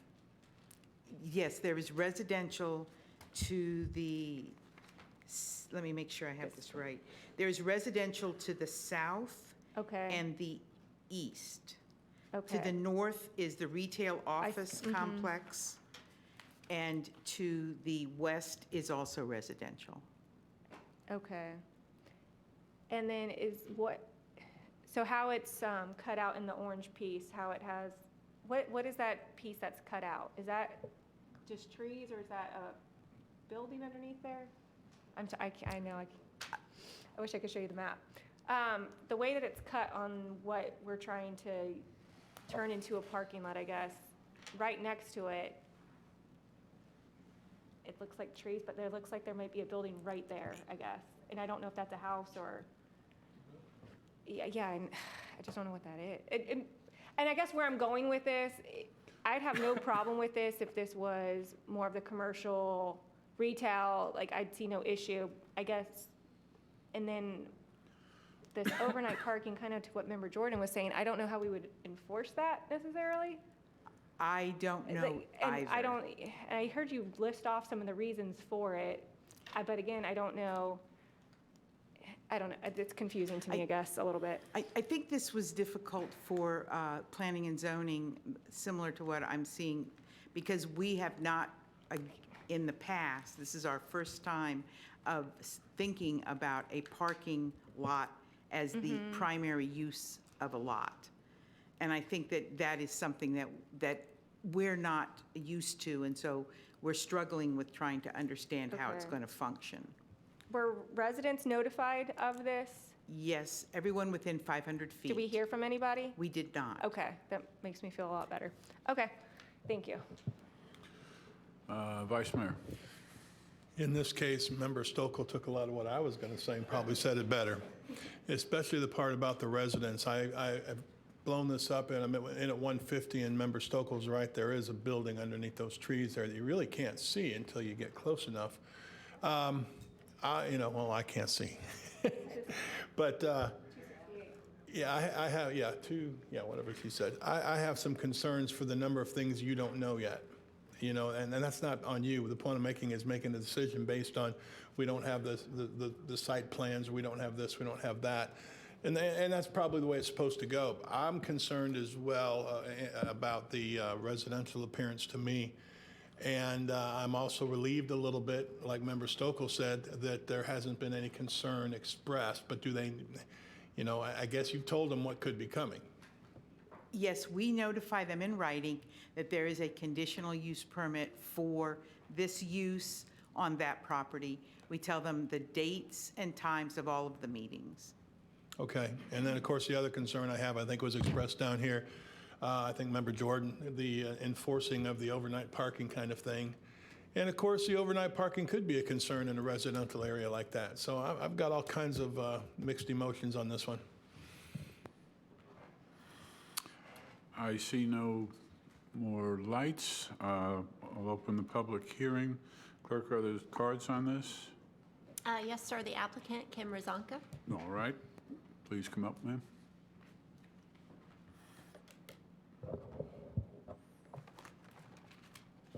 Good evening, Mayor Johnson, members of the City Council. My name is Kim Rozenka. I am with the law firm of Cantwell & Goldman in Cocoa Village. I'm here representing the applicant, Garden Street Office Retail Complex, LLC. I think that's, yes. Because that's what it's called as well, so I apologize. Please continue. I Don't let them apologize. disturb So you. before you were handed out a picture that looks like this. I printed Yes. off Google Maps and gave it to Planning and Zoning last week. And the reason was to show you, I'm sure you're all familiar with it, but we're talking about the 4-unit white building, the commercial center that was built back in 1978. These 4 units comprise approximately 19,000 square feet, yet there's only 18 parking spaces on this property, most of which are now being used by the medical supply company. When my client bought this property back in early 2018, they bought this land, came with the 2 vacant parcels to the south that we're talking about for the parking lot. The intent was always to put it as employee parking for this unit. There's no overnight parking intended. It's not going to be rented out. It's just for parking. Now, if an employee's car breaks down, it has to stay there overnight, but it's not intended to be for overnight parking. And your conditional use conditions say you can't move it even if it is. This is right next to a similar unit. We can see the little orange corner. It's another 4-unit complex built in 1969. It has limited parking. It has the donut shop in there, I believe. You may recall I was here back in February of this year regarding this ordinance that you changed to allow off-street parking as a primary use and urban mixed use. And that's why I'm back here today for this conditional use. Your conditional use process says if we meet these conditions and my client has agreed to these conditions and standards, then we should get the conditional use permit. You can add additional conditions. My client is not in favor of no overnight parking, the condition that was requested by Planning and Zoning. Not that it's intended to be used for overnight parking, but again, how do you enforce it? How can he enforce it? He's not going to have a gated parking lot, although there will be fences up as required by the code, by conditions. The section 28-149, which is in your packet, is the ordinance at page 272. The applicant agrees to all of the conditions required by this conditional use, agrees to the additional conditions by staff, the 1 through 4 on the first page. He will make sure his tenants also comply with these conditions. The applicant is going to seek variances to the setback and landscaping. This is a small lot, it's about 0.45 acres. You have a concept plan that shows 32 parking spaces. If he can't get the variances, then he's only going to have 22 parking spaces, which is still doubling it, but he needs 33 spaces for his other tenants. Your staff has recommended approval on page 259 of the conditional use permit with the standard conditions required by your code, the additional 4 conditions, which is acceptable to the applicant. And with that, I would request you approve CUP 4-2019 with the conditions 1 through 4 on page 1 of your staff report. Member Nelson? Kim, would your client be willing to put a wall along that south edge? Let me look at the picture. I don't know. I don't have any authorization to do that. The conditions were the south edge. If you go back Right, to there- the map on Well, there's 268. two south edge. There's a south edge going off of Grannis Street into the project. And Right. then there's a south edge abutting a vacant, what looks to me like a vacant residential lot. Because my thought is, most of those people in there seem to be tenants renting. They probably don't care one way or the other. But at some point, hopefully, this area will clean up and be a lot nicer. So I would like to see the parking lot separated from the residents, Are you requesting a wall or a fence? a wall, which is what staff asked for. Well, actually, I think staff made a mistake. Staff, no offense, I talked with Brad Parrish, and he had originally put a wall. I said, really, there's not a lot of room for foundations and everything else, and we're going to be encroaching into the setbacks if we get the variances. I said, how about an opaque fence? He said, that's fine. I don't think he rewrote the staff report, because if you look at the conditions, it says a fence, interior property boundaries to screen the proposed use from the adjacent properties. So it was our understanding that only a fence was being recommended by staff. So no offense to Mr. Parrish or to staff. But I mean, There's a great deal of difference in expense in a well, wall there and a is, fence. and if you see, I mean, that's, the retention's going to be in the back, so the retention is going to always stay in the back, in the south end.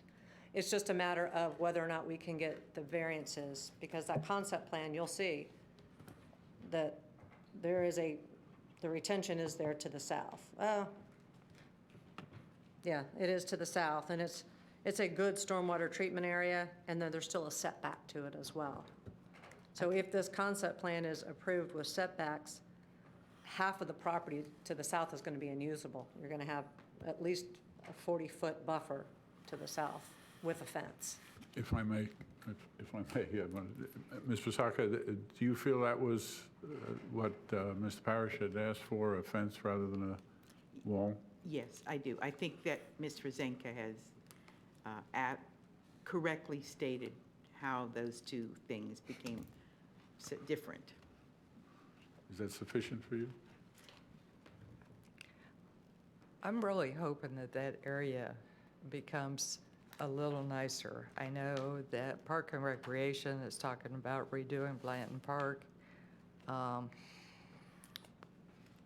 And I just hate to see, excuse me for saying this, but a tacky, opaque fence separating the parking lot from the residents.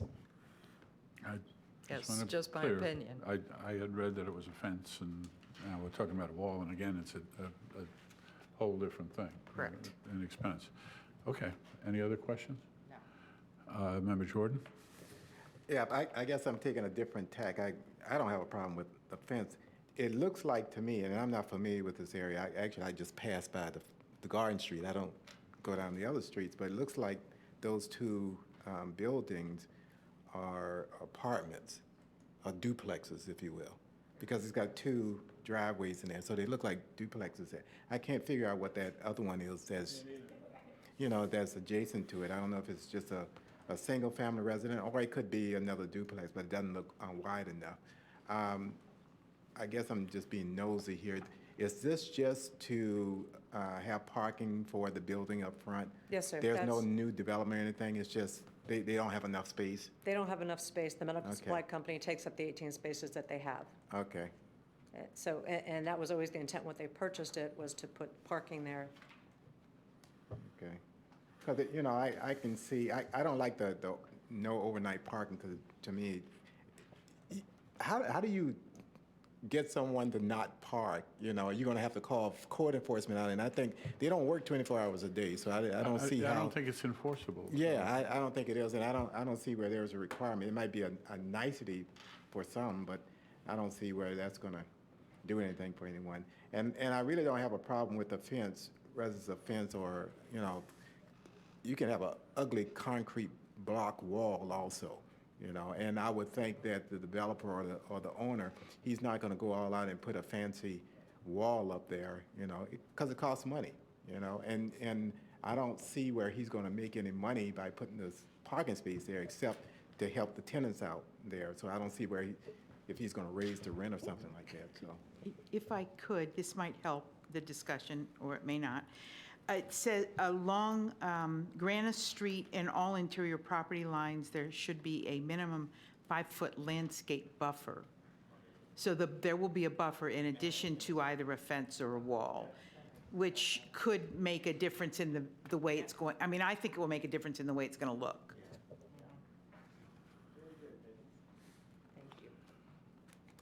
Member Stokel? Yep, thank you.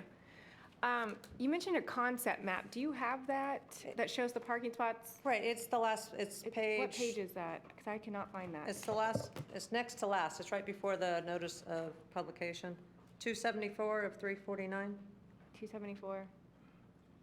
Okay, I see it. Hang on. Mine's blown up a little bit. I know, we're kidding. So And that's where the rear setback is. Okay, I'm seeing it now. And they're not proposing to change that setback by variance. They want Okay. to change the one against Orange Street. Okay, so, thank you for pointing this out. I'm sorry, I This thought is- you got- No, I this thought is you'd all- very helpful. It was blown up, so I was like, I had no idea what that was at first. Okay, so do you have any idea what this parcel 43.4 is? No, I think there is a house there. A house? I don't Okay. know, I don't know if it's a duplex or. Okay, so there's something there, But but at P&Z, someone mentioned there is a structure there under the Right. trees, and I'm not familiar. I Difficult drove to by there, see. but I didn't think to look. okay, so I'm not really worried about by the storm water treatment area. I think that's fine. It looks like it would be a 10-foot setback to where they would pull in for parking off of Grannis. Okay, and then where would the fence be, looking at this? The fence would be along the interior side setbacks and the rear Okay. setbacks, Okay, and wherever else, yeah. and then the landscape buffer on the outside. I don't know if it's on the outside or the inside, but whatever code requires us to do would be Okay. done. Question, if I could. Yeah. The applicant said that you were going to request variances to the setbacks. To the Orange Street setback. But you're not going to request a variance to the required landscape buffer, is that correct? Well, we're going to have to for Orange Street. We won't have enough space. Okay, so I want council to So- understand that But if that were put into this as a requirement, then I am not sure that the Board of Adjustment and Appeals could vary that, because that's direction of council. I'm sure that Attorney Broom will help me if I'm wrong there. Otherwise, the Board of Adjustment then would make a final decision as to those widths if there were a variance requested. So you're saying if we approve this as is, there would still need to be additional variances that would go to Board of Adjustments and Appeals? Yes, because Okay. they can't get those 33 spaces that you see in that plan without a variance. Gotcha. Okay, and if we don't approve this, what are they able to do right now? 22 spaces. Which are to the right? It would probably Would be that in a very eliminate- similar configuration. Would it eliminate the top portion, I guess, like the L side, the handicap parking and to the right of that, I'm guessing? So they'd just be able to do what's to the right? I just don't recall. I don't recall what it looks like. It's still going to have the 20-foot rear setback and the side interior setbacks. Okay. And I think my point was that if you feel that there's a minimum landscaping that should be included in this, then you should make that a condition of this approval if you decide to approve it. Because without any minimum requirements set by this council, the Board of Adjustment and Appeals can make whatever choice they want. And to go over this again, on Orange Street, there should be a minimum of a 15-foot landscape buffer. Along Robbins Avenue, there should be a 20-foot buffer where no parking or stormwater retention is located. And along Grannis Avenue and all interior property lines, there should be a minimum of 5-foot landscape buffer. So, Okay. for instance, if let's say council were to think that that 5-foot buffer is the minimum, then I would include that in the conditions of this CUP, so the Board of Adjustment understands that should they choose to give a variance, they can give no more than what would result in a 5-foot buffer. Have I confused everyone now? Excellent. I've done my job. I guess my last question, Peggy, would be, so if we were to do nothing, would they be able to develop this top portion of where this resident or duplex, whatever that is, right there for them to turn in off of Grannis? Would they still be allowed to do that? I think it would be very difficult based that's what I'm on thinking, the too. size of the parking and the turning and the Yeah. area where they'd have to do their driveway. Okay. I guess, council, where I'm going at with this is, I'm with Member Jordan on, I don't think the overnight parking, I think we either approve it or we don't approve it. I don't think the overnight parking matters at that point. I guess my concern is, and I'm kind of upset that this person's not here, and I don't know who owns this. If that was my property and all of a sudden I'm used to all this vegetation and trees and nothing there, and then all of a sudden this pops up, I just don't want to blindside someone, but I know we've sent out notices and we haven't heard anything, so I don't have a problem with it. My only issue would be potential if whoever's living there, just having that just kind of pop up like that. I don't know, those are just my thoughts.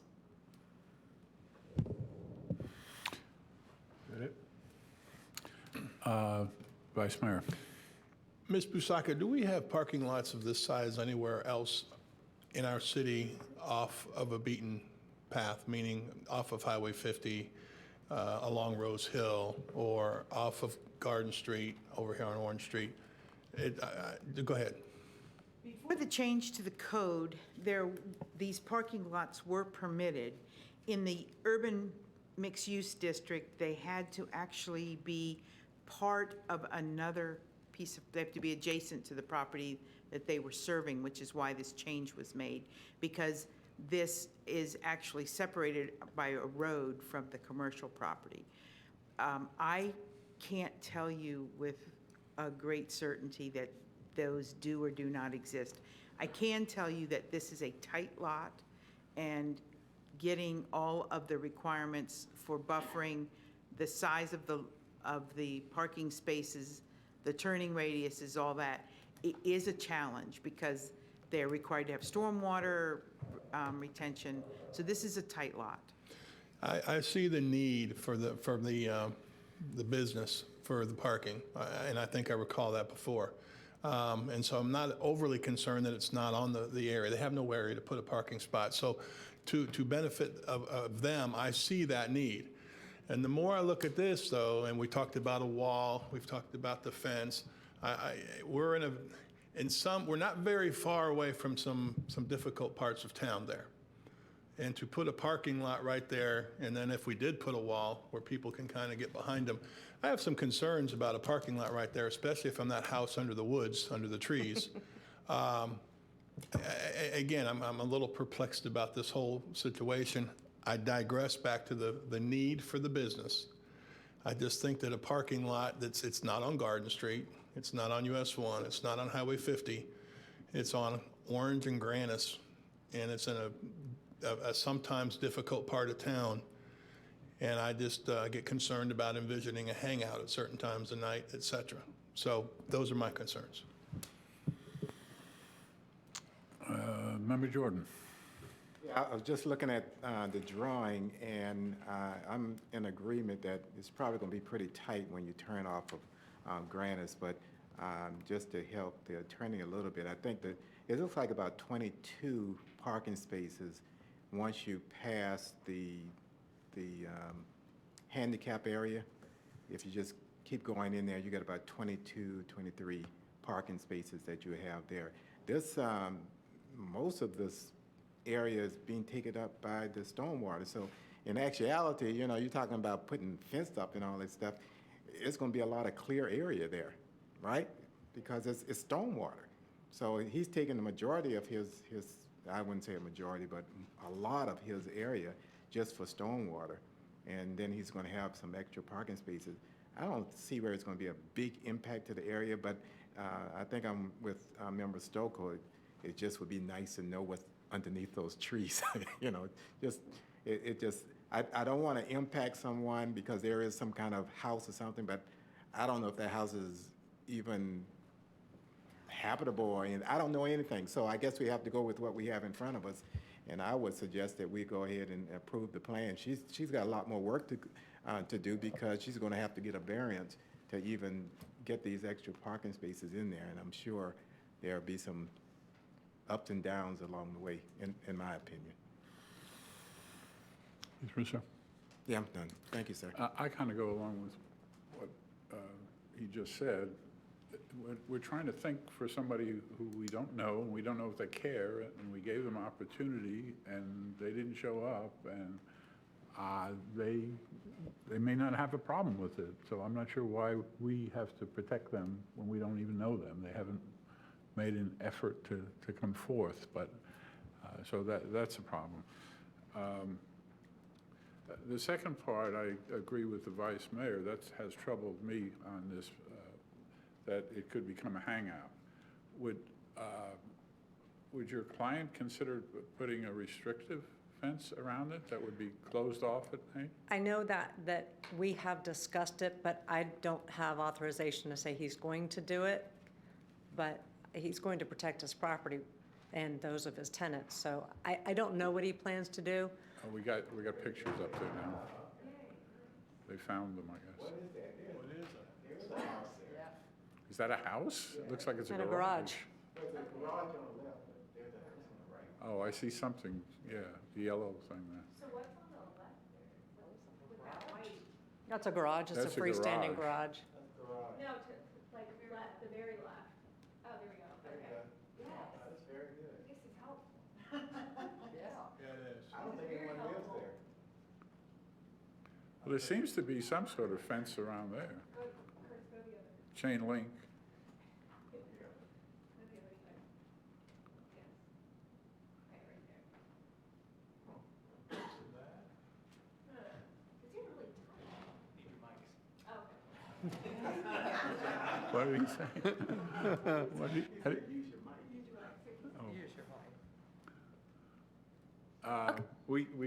We could require, I guess we could, require, I'll ask Peggy, can we require a restrictive fence, like a chain link fence, to keep it from becoming a hangout?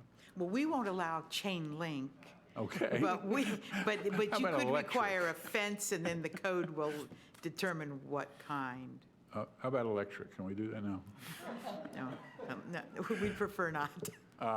Can you get a variance to the chain link? Because I don't think you want a walled-off area that no one can see in either. I mean, a chain link, I think, would make sense, or I don't know. picket fence or something. Can we? When you're looking at a conditional use permit, the reason it's conditional use is there'll be some nuisances associated with that use that you evaluate and determine, do you need to require any conditions to help abate those nuisances that may be produced through this use. So you do have the ability to look at this and impose conditions, provided there's a relationship or nexus between that condition and the nuisance being created. Then it also must be in proportion as well. So there must be a justification for your condition based on the nuisance that you're trying to abate. It cannot be arbitrary. All right, Or let's make an speculative. assumption here so we can get closer to an answer. The assumption is that there's a possibility to have a hangout, and I think it's a reasonable possibility, being the area as it is now, the position of the lot behind buildings and whatnot, and so I feel it's a legitimate concern.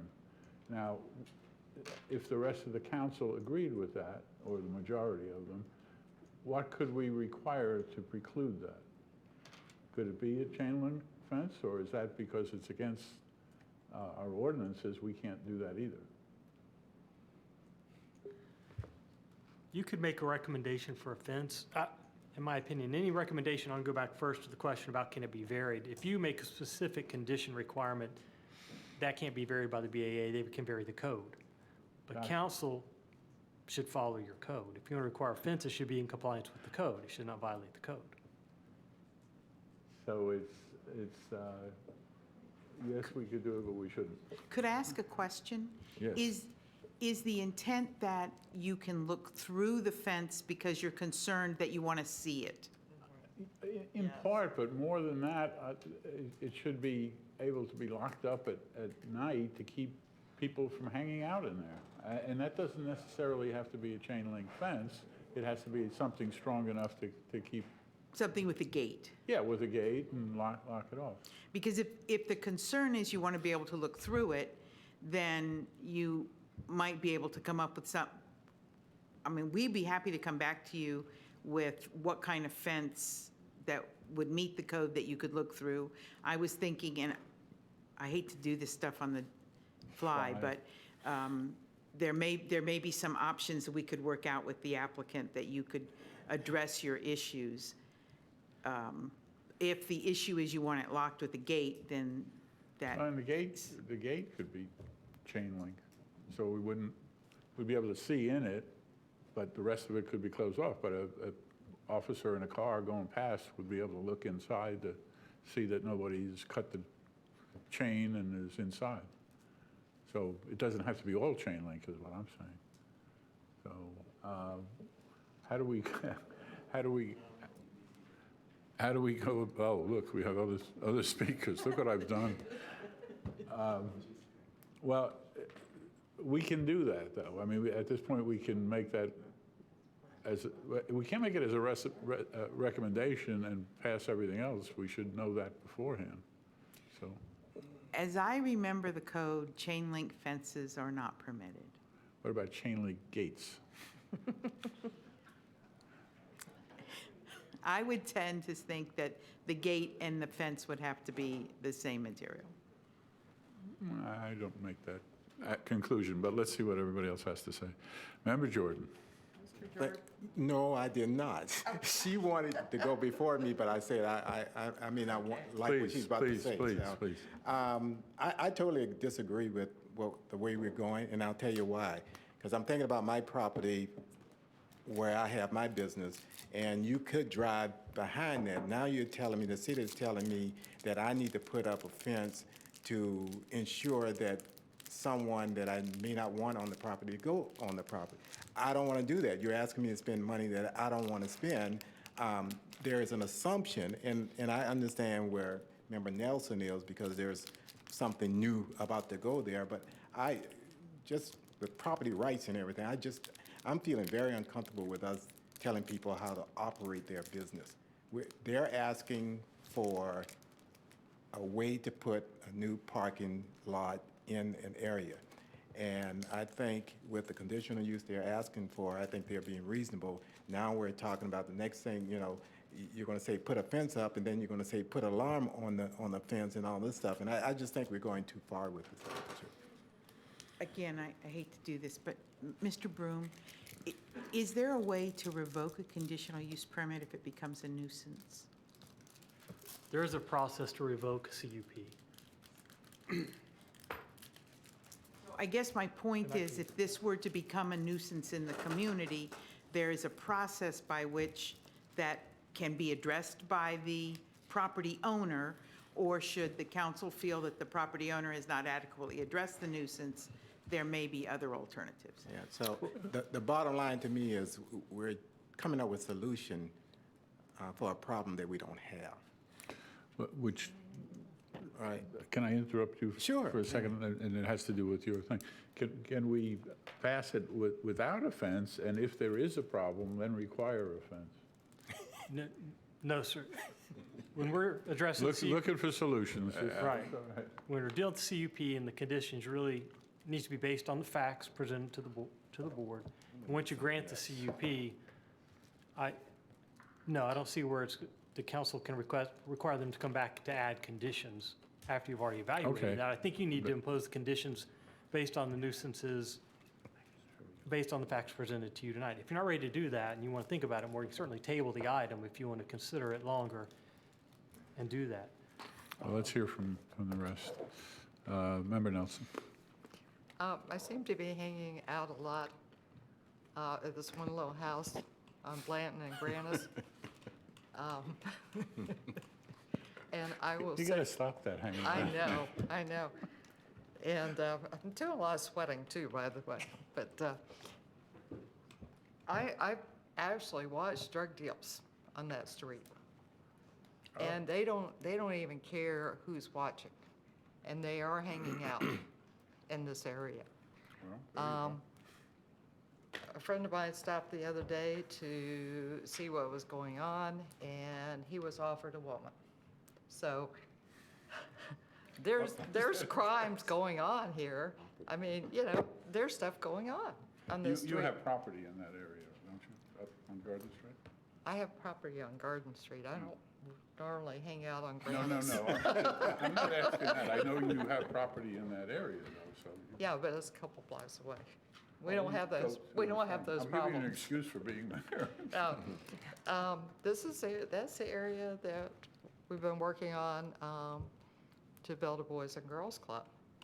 Oh, is it? It is. That's the house right there. That's it. And so I will say that the officers showed up one day to see what was going on.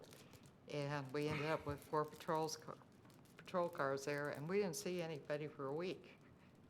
But on a daily basis, you go and they are out in the street selling drugs. So you feel there's already an existing problem? I think there's an existing problem there. I'm hoping Okay. that we move in and they'll move out, but Okay. I don't know. Okay. Are you, anything else you have to say, you'd like to say? I sort of think maybe tabling it would be appropriate. Let's see, we have other lights. Member Stokel.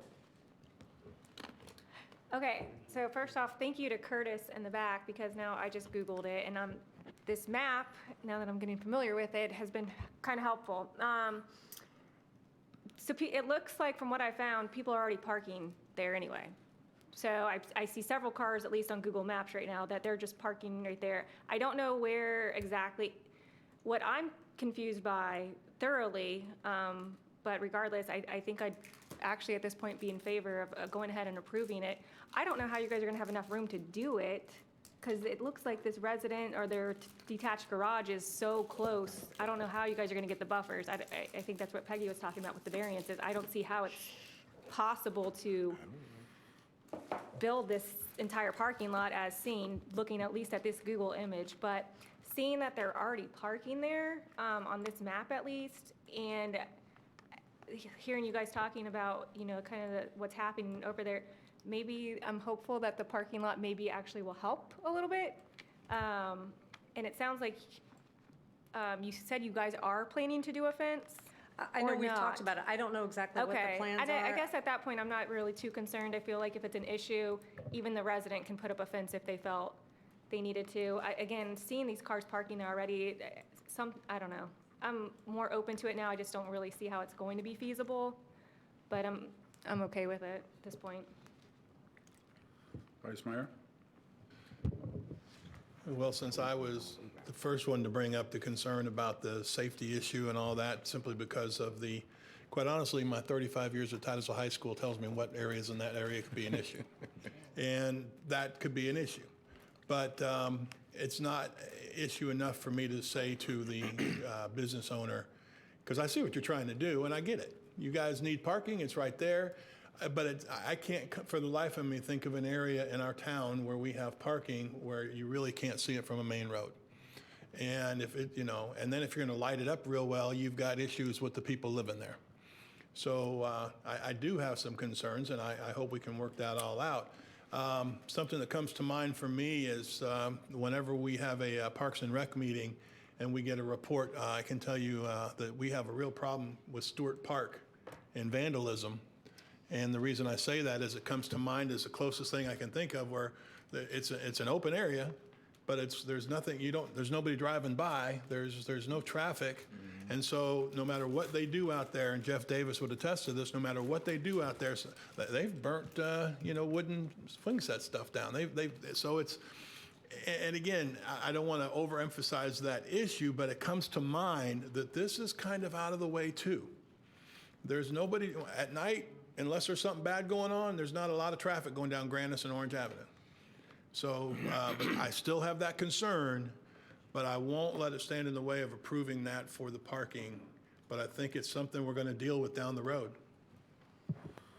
Well, I see no more lights, but, so what was already mentioned, that we we could table this so you would have opportunity to talk to your client before we make a motion. And they may have a whole different view on it for somewhere, I don't know.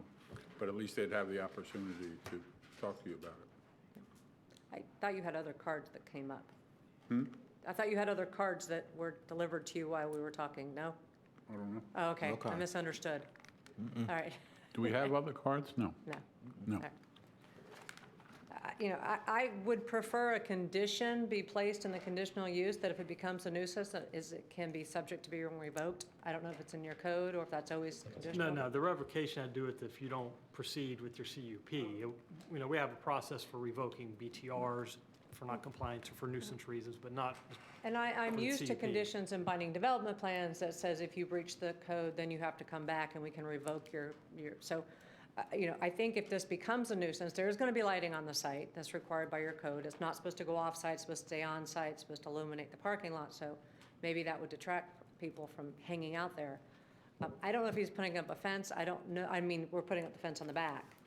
But I think if you could put such a condition that if it becomes a nuisance, it's subject to revocation, which would bring us back here and give you the chance to But impose more I think you said you conditions. couldn't do that. Well, that's a code enforcement issue, in my opinion. If we have conditions that are specifically stated on this property or violate other codes in addition to these conditions, that's a code enforcement issue.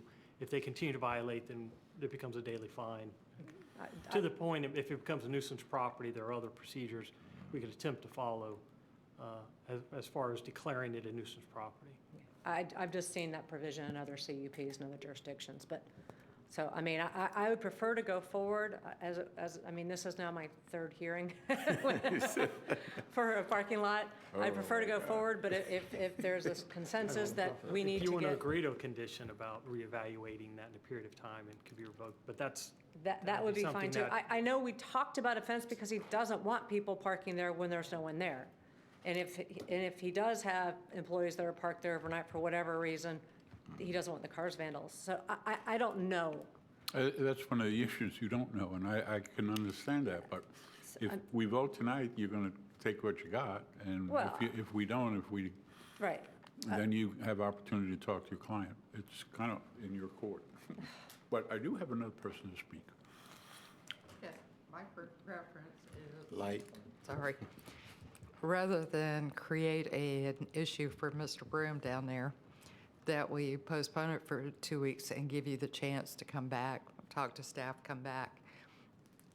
I see potential problems in there. I'm not sure what the solution is. The overnight parking really doesn't bother me. I mean, if there's somebody there, they get stuck there, whatever. That part doesn't bother me. But I see problems because of the neighborhood you're going into. And I don't want to give my friends down the road a new place to hang out. All right, that's fine. Then we'll accept tabling for 2 weeks and work with staff and check with my client. Is that a motion? That's a motion. I have a motion and a second. Any further discussion? I'm tired. And what is Sorry? that date? No, I'm good. What is that date?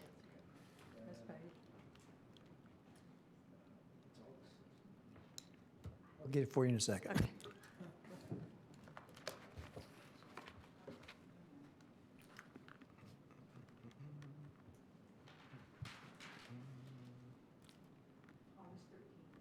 Oh, Yeah, 13th. That's like 3 weeks. That's fine. Yeah, there's a skip week in there. All right, that's fine. Yep. All right, I have a motion and a second. Any further discussion? Not hearing any. All those in favor, say yes. Yes. Any opposed, like sign, passes unanimously. Thank you. Next item. This is item 10A, and this is a first reading. Richard? Yes, this is Riverwalk Apartments Plan Development Rezoning Application Number 1, 2019, and ordinance number 25, 2019. An ordinance of the City of Titusville, Florida, amending ordinance number 7, 2019 by amending the master plan and the conditions of the Plan Development PD zoning district imposed for certain properties approximately 21.03 acres in size, having parcel ID numbers 22, 35, 26, 00, 504, and 22, 35, 26, 00, 518, located on the east side of US Highway 1, approximately 1/2 mile south of the intersection of US Highway 1 and River Edge Drive, and providing for an effective date. This is the first reading of ordinance 25, 2019. The public hearing is scheduled to be conducted by the City Council on August 13, 2019. Mr. Busaka is available to answer any questions that you may have, and I do believe we have some cards. Mr. Saka, do you have any comments before? I was just going to wait for the public hearing. Council, any questions for staff? Clerk, go ahead and call the cards, please. Rodney Honeycutt.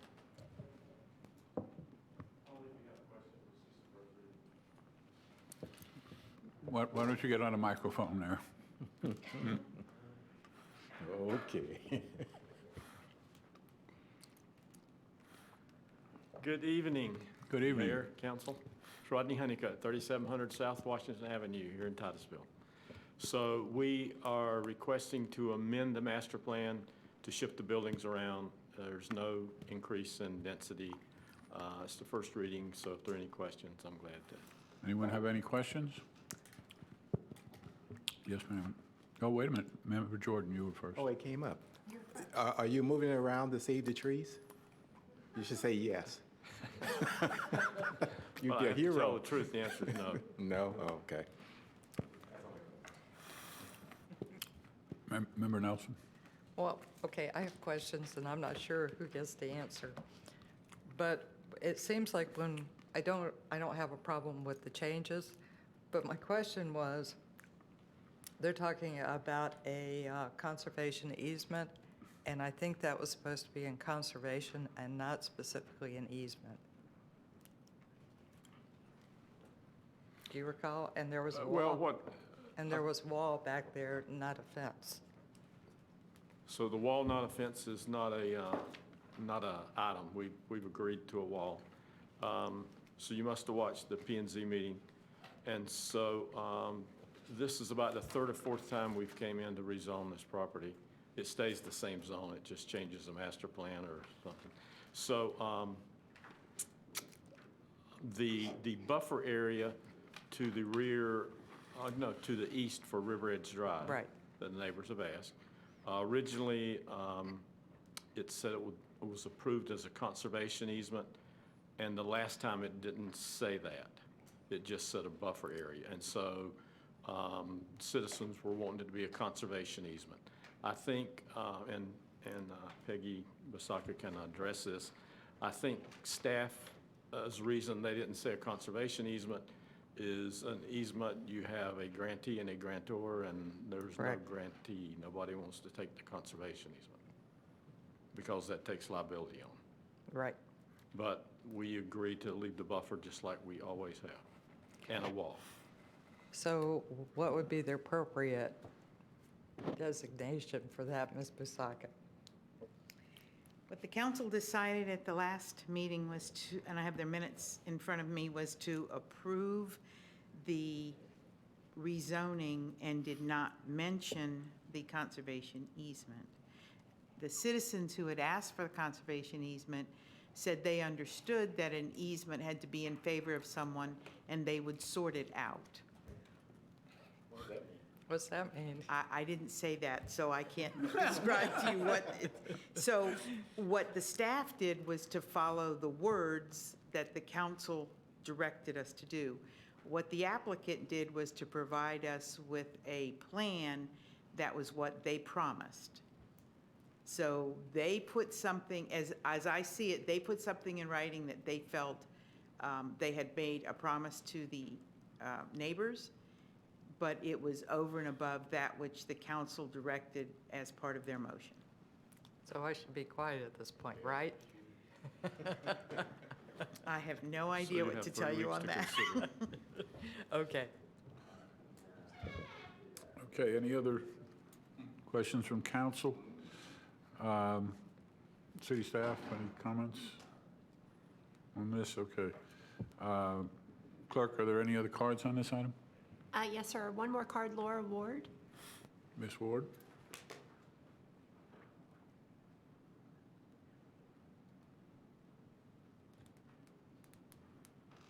Laura Ward, River Edge. I don't really think I want to say anything. You don't have to, ma'am. Yeah, I just don't know for sure yet whether we have a buffer that's going to be enforceable some way or not. I don't know yet whether we do or not. Okay. So, You will have do I ask somebody? opportunity at the next meeting. Okay, I'll be happy to do it. We can talk some more with Rodney. Okay. Thank you. Any other cards? Okay, we don't need a vote on that. That's the end of that item. Next item. Next item is 10B, which is ordinance number 26, 2019, an ordinance of the City of Titusville, Florida, amending Chapter 34 procedures of the Land Development Regulations to establish community engagement requirements for specified development options, specifically amending Sections 3422 required information exhibits, 3439 submittals, 3455 master plan submittal, and 34395 procedure for application of development agreement, and creating Section 3413 community engagement, providing for severability, repeal of conflicting ordinances for an effective date and for incorporation into the code. This is the first read of ordinance 26, 2019. Public hearing is scheduled to be conducted by City Council on August 13, 2019, beginning at 6:30. Ms. Bisaka is available to answer questions that you may have on this Questions for first Mr. reading. Bisaka? I see none. Clerk, are there any cards on this item? No, sir. Okay, this does not require a vote. Next item is old business, then new business, 12A. Bonding of improvements of Antigua Bay. Code Section 34164 states that upon approval of a preliminary plat for a subdivision, the subdivider shall exercise one of two options prior to submitting the final plat: install all required site improvements or prepare a detailed cost breakdown and specifications for all required site improvements which meet the approval of the city, and provide performance bond or escrow agreement acceptable to the city in the amount of 120% of the site construction costs to guarantee the installation of required improvements.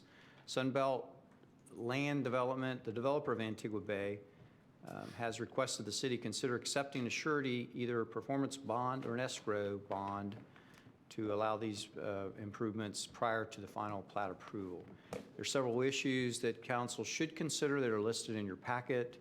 Ms. Bisaka is available to answer any questions that you may have. Ms. Bisaka, any comments at this I'll point? just answer any questions you have. Okay, any questions? We will be back to you. I'll open the public hearing. Are there cards on this item, clerk? Yes, sir. 2 cards. Christy Mount. Name and address for the record, please. My name is Christy Mount. Address is 1702 South Washington Avenue. I represent the developer, Antigua Bay, and we're here on a procedural matter for the purpose of the council approving the form of surety for the required project infrastructure improvements, either through the use of a performance bond or through an escrow agreement. Based on our impressions, it appears that the city would prefer the use of a performance bond, and Antigua Bay fully supports the use of that performance bond as surety, and we would look forward to your decision on the matter so that we can continue to move forward on the project. I have Graham Allen with Antigua Bay is here, as well as Jake Wise, the project engineer. Okay, any questions at this point? I see no questions. Are there any other cards on this item? Yes, sir. Jake Wise. Questions only? Okay. Any questions of Mr. Wise? Okay. Thank you. Thank you. What's, well, we opened the public hearing, and I guess we did that, right? There's no more speakers, all cards are called. Council discussion. I'll start it off. Okay. They're agreeing to what I had asked at the original meeting. The reason being, just so everybody's clear on it, there are 2 forms of surety. One is escrow, where, well, yeah, maybe more of them through, but one is escrow, where you give the money plus 20% to the bank. And the problem with that is the money is there, and if it defaults for any reason, bankruptcy or anything else, the money is there, but it may or may not cover what is needed. But even if it does, the city becomes the developer at that point and has to go out and finish the project.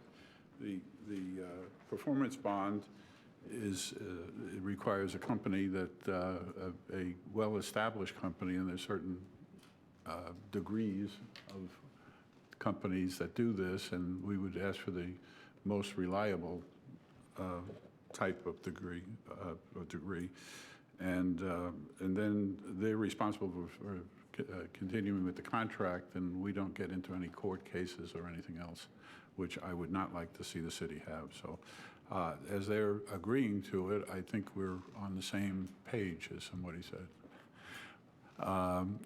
So with that, Vice Mayor. Just to reiterate what you said, in my short learning curve on these issues, I appreciate moving with the bond issue, and I appreciate you guys working with us on that. Apparently, this is not something you do all the time, and it took some effort to get it done. But I think that I can only speak for myself, although Mayor did as well, and that is that we're very comfortable with the bond situation and keep it out of escrow. And the other thing I would simply add to that is I know that for myself, this is the most exciting project I've seen in a long time. And as I got to share with you earlier, the sooner the shovel hits the dirt, the more excited I will be. So I appreciate that. I'm glad you guys are helpful, and thank you, Mayor, for that clarification. You did say keep it with a performance bond, right? Yes. Okay. Yeah. I heard the word escrow in there. Well, the escrow was we want to stay away from that. Right. Okay. Yeah, so. Okay. That's good. And I do too. I think the project is great. I have no problem with the project. We want to help you in any way we can to get the project started and completed. But I don't want to put the city at any risk in the future. So that's my job, to keep that away. I want to make sure that's what I'm saying too. No misunderstanding on that. Okay. Member Jordan. Thank you very much, Mr. Mayor. Yes, sir. Certainly appreciate having a meeting with the attorney, who I know, and my new friend here. I think this is a really exciting project for sure. It's definitely in a great location. I think what really touched me was the fact that when someone signs a contract to buy that land, very expensive land out there, that they're going to be able to build, and the infrastructure is going to be there, and that's the most important thing to me. We are not in the business of developing land at all, and we don't need to be in the business of doing that. So the performance bond is actually the right way to go. The escrow it could get you in a lot of trouble, especially if they go bankrupt, because everybody wants a piece of the money if that's all they have, for sure. So I'm looking forward for us to approve this, and this job starts, and see some nice, large pieces of property get sold to the right type of people, for sure. So looking forward to it. It won't be me, though. Can't afford it. City Attorney. Yes, sir. I just wanted to point out for council, as you're aware, the options we talk about is the escrow agreement or a bond. Our code, which was written some time ago, specifically talks about a bond, performance bond, being rated AAA in best insurance guides, 4As. That, as I see, that doesn't really exist now in best rating guides. The highest ratings I see under best insurance rating is a superior rating or an A+. You can get a notation of an additional plus, A++. I'm not sure who has that. But I did speak with our purchasing department, and they certainly agree that a superior rating is an acceptable bond rating. I just want to let you know that if council's agreeable, I would say to the extent a 4A rating exists, that's fine, but if it doesn't, that you would accept a superior rating from a best insurance guide. And we would look at that company very carefully, right? I mean, whatever company they come forward, we would ascertain their position and rating. Yes, sir. Yeah. I just wanted to be real specific that when they call that 4A rating out, and And if it doesn't exist, I want to make sure that Sure. a comparable would be the superior rating, I believe, and we would look at that. Understood. Is there anything else? Where do we go from here? What we would like is a motion that the type of performance bond, the type of surety you want, which I think is a performance bond. What will happen is the preliminary plat will be approved administratively, and then the applicant will request that a final plat come in, and that will be reviewed by this council. At that time, the staff will have that bond so that it will be available, and you'll know exactly the amount of the bond, and you'll know the company that the bond is with. They will also be a recommendation from the staff that some notes be put on the plat so that there's no confusion about the fact that there is not yet infrastructure in, but it will be available, and all of that will be part of that plat. Once council then approves that plat, then the developer can move forward to put the infrastructure in, sell the lots, do their development. But I just wanted you to know that no dirt will turn until you have approved that final plat. Okay, so we're just approving the performance bonds. You're not even approving the bond, you're just approving the type of surety, so that the applicant can come forward and put all of that together, so when the final plat's ready for approval, so will everything else be ready. Okay. Member Jordan? I'm going to make the motion. You can help me, attorney, so I say the right thing. I did press it. Oh, I'm sorry. Move that we approve a performance bond for the applicant. Would the surety be a performance bond? Yes. That's what I thought I heard you say. Yeah, that's what I said. And should we say anything about the superior, with the bond being a superior? Right, what the code requires is that they provide a performance and material and labor payment bond at 120% of the site construction cost.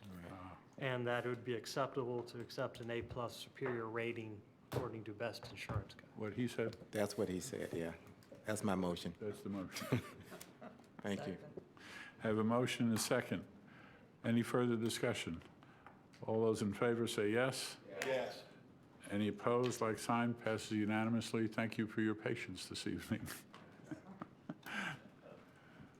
All right, where are we? We're almost done, gang. Here we go. Petitions and requests from the public present. I see two people sitting out there. You just watching? Okay. Mayor and council reports. You have my report, council. Is there anybody from that has anything? No? Okay. Yeah, I got one thing. Okay. Well, maybe two things. But one of the things is, and we talked about it a couple weeks ago, is the stoplight at Highway 50 and Barna, which, since I drive that every day, is scary to me. And I'll just leave it at that. There's no turn arrow coming down Barna going south to turn left. So you kind of are in a guessing game. And I was telling the city manager just yesterday, I was out in the middle of Highway 50 and I couldn't make my turn because there's a big truck sitting over there. I couldn't see around it. So I finally said, okay, let's go. And so we took off and we made it. That being said, and city manager, you can get this straight for me, but the bottom line is when you turn something over to the Florida Department of Transportation, they'll approve it, but to get it done takes a long time. And so the city, with city manager's guidance, I am sure, has stepped up and requested the equipment, maybe it's more the lights, et cetera, and we're going to put it in. And I felt like that really need to be noted here, that instead of waiting on the bureaucracy and waiting for a tragedy there, because that seems to be when you get a light put up, city manager and staff have stepped up, and our people are going to do the work. And city manager, if you want to clarify a little bit more of that, that's great. Yes, sir. We have the equipment on hand. The signal box will be put in tomorrow, and then the light will be put in towards the end of the week. You have That is awesome. about 6 years, That is because awesome. I couldn't even get a don't litter sign put up years ago. And then several times out here on the road, we wanted to increase the size of the signs. They wouldn't let us do it even. So Thank you, City I don't know Manager. what string you pull, but save that string. Yes, That's huge. I mean, that's life-saving, and I can tell you because I drive there every day. Absolutely. And the second thing, and I'm not sure, Member Stokel may say something as well, but I did get to see in my box the, what is that, the Brevard Business newspaper? Member Jordan on the front with Vieira High School, not Vieira High School, excuse me, Vieira Charter School, Vieira Charter School's team. I'm not as familiar with the other people as I was you. And I just know from being in education for many years and then dealing with charter situations, I think that's certainly a bravo, A school type stuff, building, expanding. And if you want to expand upon that, you certainly, I'll turn it over to you. But I'd be remiss if I didn't say something. And again, being an educator my entire life, and probably will be till the day I die, I want to just say congratulations and a job well done down there. Absolutely. And that's it. City Manager, anything else, sir? Sir, nothing, no action items, just the calendar for the budget. And we're looking forward to getting the budget hammered out and get on going for 220. Right. City Attorney, anything? I think we have completed the process. I declare this meeting adjourned.